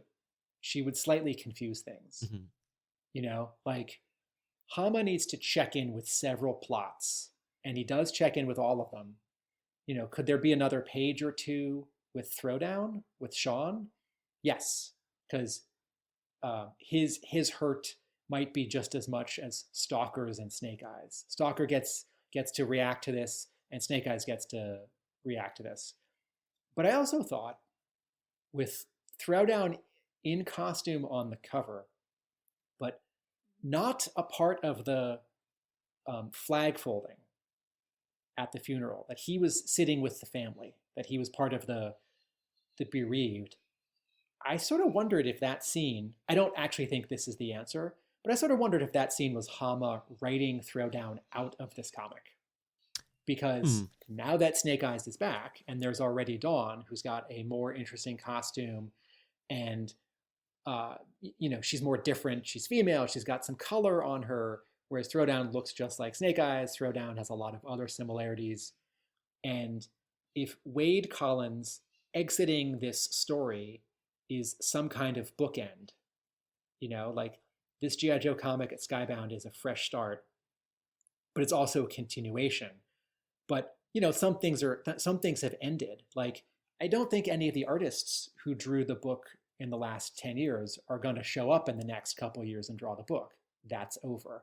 And it might be that Hama feels a little differently. You know, like maybe Hama thought of the zombie thing 5 years ago and thought, well, IDW won't go for that. And now he's like, you know what? Skybound's going to go for that. So Wade has... sometimes a character dies in a story because that character has done all they can do, or they leave the story. They like physically move away and you never see them again because the writer has done all that they can with that character or what they intended to do with that character. And like, of course, Hama could come up with other things for Wade Collins to do. But I sort of wondered if with this issue, like, is something in Hama's reasoning, Wade has done everything he was meant to do in this comic. And some of that passes on to Sean, or some of that sort of indirectly passes on to Dawn, and also Snake Eyes is back. So Wade can exit. Oh, well then Sean can exit too. So again, I think we'll see Throwdown again, but you can sort of see the argument from a reader or maybe from editorial that there don't need to be 3 Snake Eyeses. Yeah, I reckon we might see Throwdown to take a little step back before coming back again. But when he does come back, I don't think it will be as another Snake Eyes. I think it will be as a more distinct character that is not Snake Eyes. Right, and maybe that's a different costume. You know, I mean, I sort of wonder. You know, the sales for Real American Hero for this first issue last month are much higher than the IDW average, the IDW median. And I wonder, but you know, some of that's variant covers and some of it's a first issue and some of that it had a lot of hype and there's this sort of glow effect from the Energon universe. You know, maybe people out there are saying, I'll just get all this G.I. Joe and Transformer stuff and see if I like it. And I wonder sort of actual reading issue 301 and 302 as opposed to actually reading 298 and 299. I'm skipping 300 because that was its own sort of celebration and stunt. I wonder how many more people are reading it right now than were then. And, you know, I don't think Hama's writing it very differently at all. He has said he's not writing it differently at all. But, you know, some things are getting emphasized. Some things might be getting repeated. You know, like if IDW had just kept going, if there'd been a 301 the next month, like, you know, I don't think Snake Eyes was going to come back in 300. I think that was a Hasbro or a Skybound request, or that was Hama maybe changing his mind. And, you know, I don't know that. So if IDW had continued and we were reading an IDW 301 and 302 right now or a year ago, I don't know if Wade would have died. The new publisher, the new start, you take a year off, you start to think about things differently, I think. I spy with my little eye. I think I've covered most of my I Spies as I've gone along. I had a sort of an I Spy in Error Detected ? In one, which was Mainframe in the pit. He's missing the peak or visor of his helmet, so it's sort of just coming down flat to his forehead. Just thought I'd just note that there. I don't know if it's a mistake or just an art decision. I don't know if you had a thought. I also noticed it. It very, very, very slightly bugged me. But yeah, it's just one panel, so. Looks a little bit like, what is it, Springer from Transformers. And my other I Spy that I've not mentioned is that the funeral scene gave us an opportunity to have Gung Ho version 2 Toy appear in the comic in his Marines Blues outfit. Oh, yeah, but wait, do we see him? He is stood on that first sort of splash page, Arlington. He is bang in the middle of the Joes that have yeah. lined up. Oh yeah. Okay, so let's try it. All right, so let's try and identify this left to right. Who's doing the 21 gun salute and who's folding the flag? Here we go.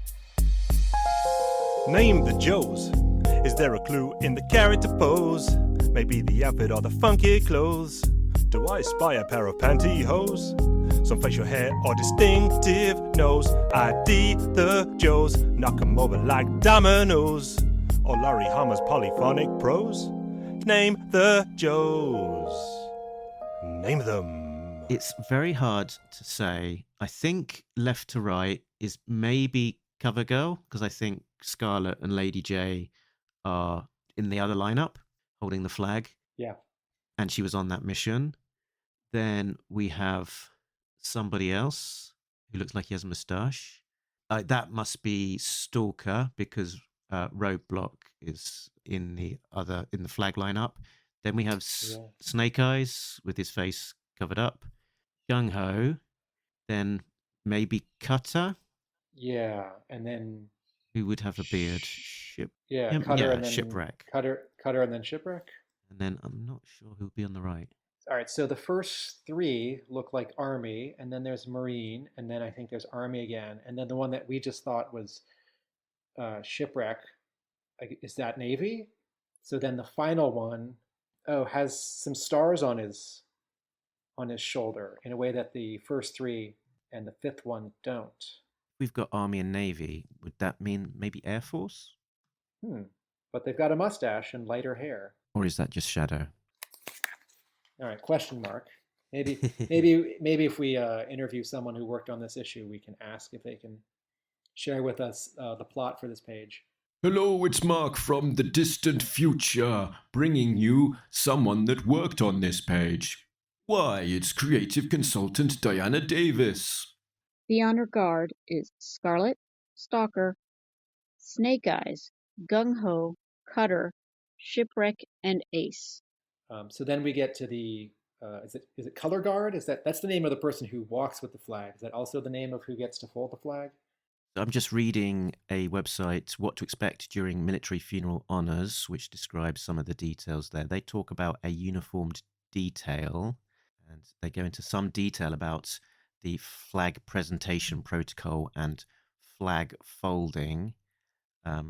After Tapsy is played, the flag is carefully folded into the symbolic tricorn shape. A properly proportioned flag will fold 13 times on the triangles representing the 13 original colonies. The folded flag is emblematic of the tricorn hat worn by the patriots of the American Revolution. When folded, no red or white stripe is to be evident, leaving only blue field with stars. It is then presented as a keepsake to the next of kin. All right, so someone, then Lady J, then that might be Hawk, maybe on the left, do you think? Or left or right? So the person on the far right, isn't that a sergeant? Is it Duke all the way on the right? Because isn't that a sergeant's bars on the shoulder? No, although Roadblock has more of them. Well, let's say this. I'm positive that Hama's plot does specify who all these characters are. And I bet that there are some characters like, Falcon, who are higher in rank that Hama hasn't used in a while that these aren't. I think these are more likely to be characters that we've seen in the last 5 issues or 50 issues. Barring the fact that everyone showed up in 275, right? Excluding that fact. Would Storm Shadow be in either of these lineups? Potentially. I mean, he served, didn't he? Is it maybe him on the far left holding the flag? No, because then on the actual wordless page with the flag folding, that doesn't look like him. Yeah. I think we're in a hiding to nothing on this one. I think it will be hard to say for all of those characters.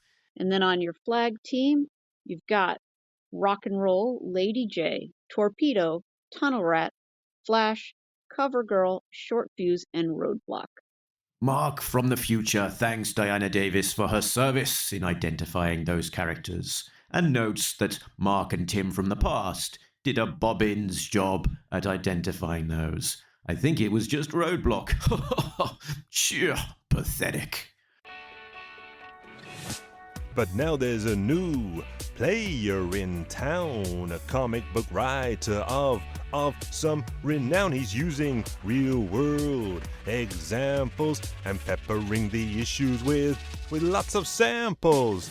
It's a Larry Hama colloquialism. He's talking G.I. Joe and all its heroism. Can you guess what it is? Is it something new? Now listen as Larry drops a slice of real life on you.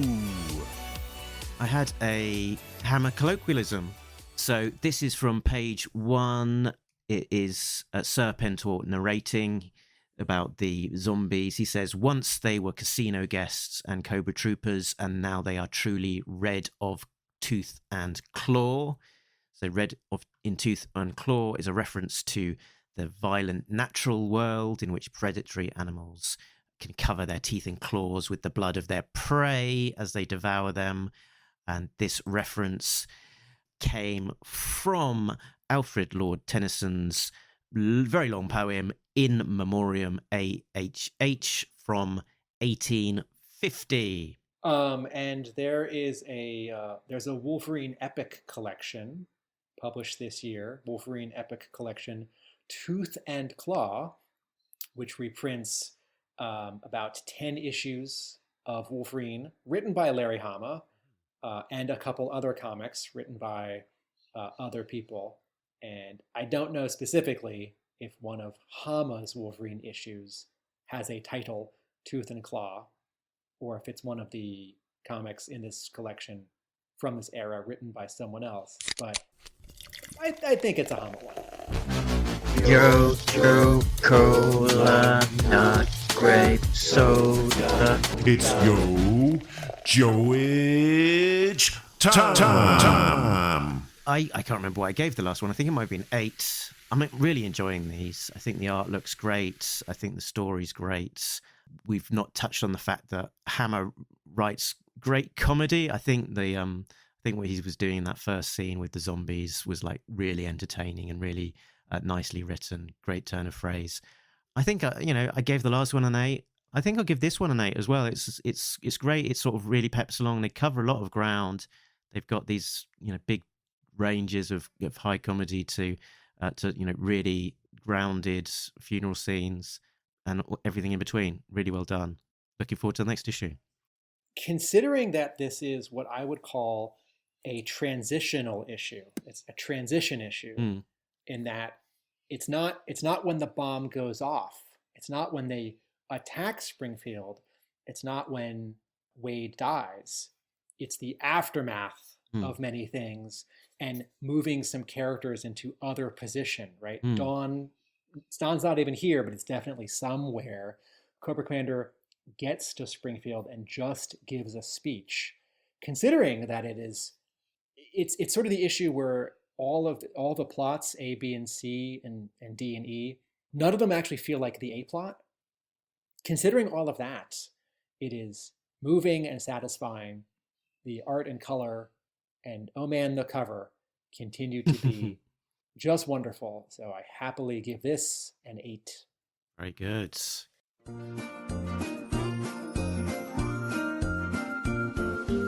Postbox pit, this is where you can send in your thoughts. Mark and Tim will hear it, and then we'll discuss it. It's really nice to hear from our biggest fans. So before we sign out, let's just have a visit to our letters to the pits. So which of our listeners are writing or not writing into us, but leaving us a voice note? We've got one from Brad from Canada, Pinder, who is a new listener.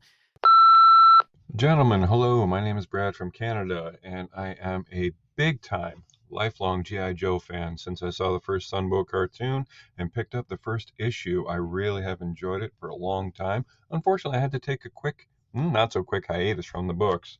And when I saw that it was returning with issue 301 written by the master, Larry Hama, I had to pick it up. I'm so glad I did, as I started collecting the G.I. Joe classified toys as well. And this issue was amazing, but I need to thank you guys yourselves for helping me catch up on all the G.I. Joe issues I've missed. I was enjoying The Devil's Due for a little while, and I am glad that Sean made his way.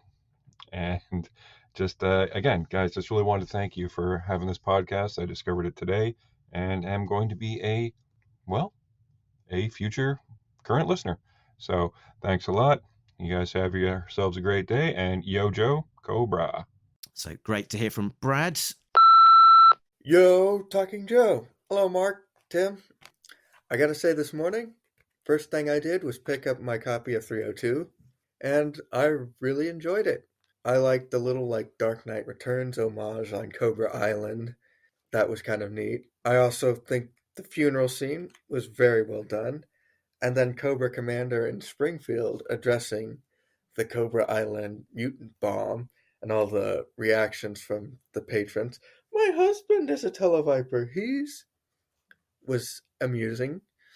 And seeing Snake Eyes talk in the end, I guess Mindbender didn't mute his clone. I believe when we told his origin stories in the past, before Snake Eyes lost his voice, there was some breaking of silence, but it's interesting, I should say, to see him speak now. Also, I wonder how Tim's going to feel that we've already gone back to glossy paper after one issue, and Cobra Commander's helmet changing after one issue. I also love the little Duke preview at the end. I've already seen it in Transformers and Void Rivals, but seeing it in a G.I. Joe comic is pretty cool. Yo, Joe, and now you know. And knowing is half the battle.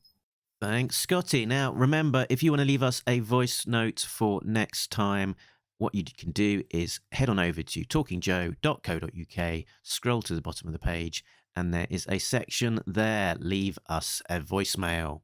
Next time on the Talking Joe, we will cover G.I. Joe, A Real American Hero, 303, when it comes out on January the 17th. In the distant future, 2024, as Skybound's era of ARAH continues. We will also be covering our look back at the Devil's Due era. We're sort of right in the middle of the America's Elite phase and covering some of the side stories there. We've got a great interview from Mike O'Sullivan and all the rest. And then we'll also be taking a look at Duke, issue number 1, before too very long.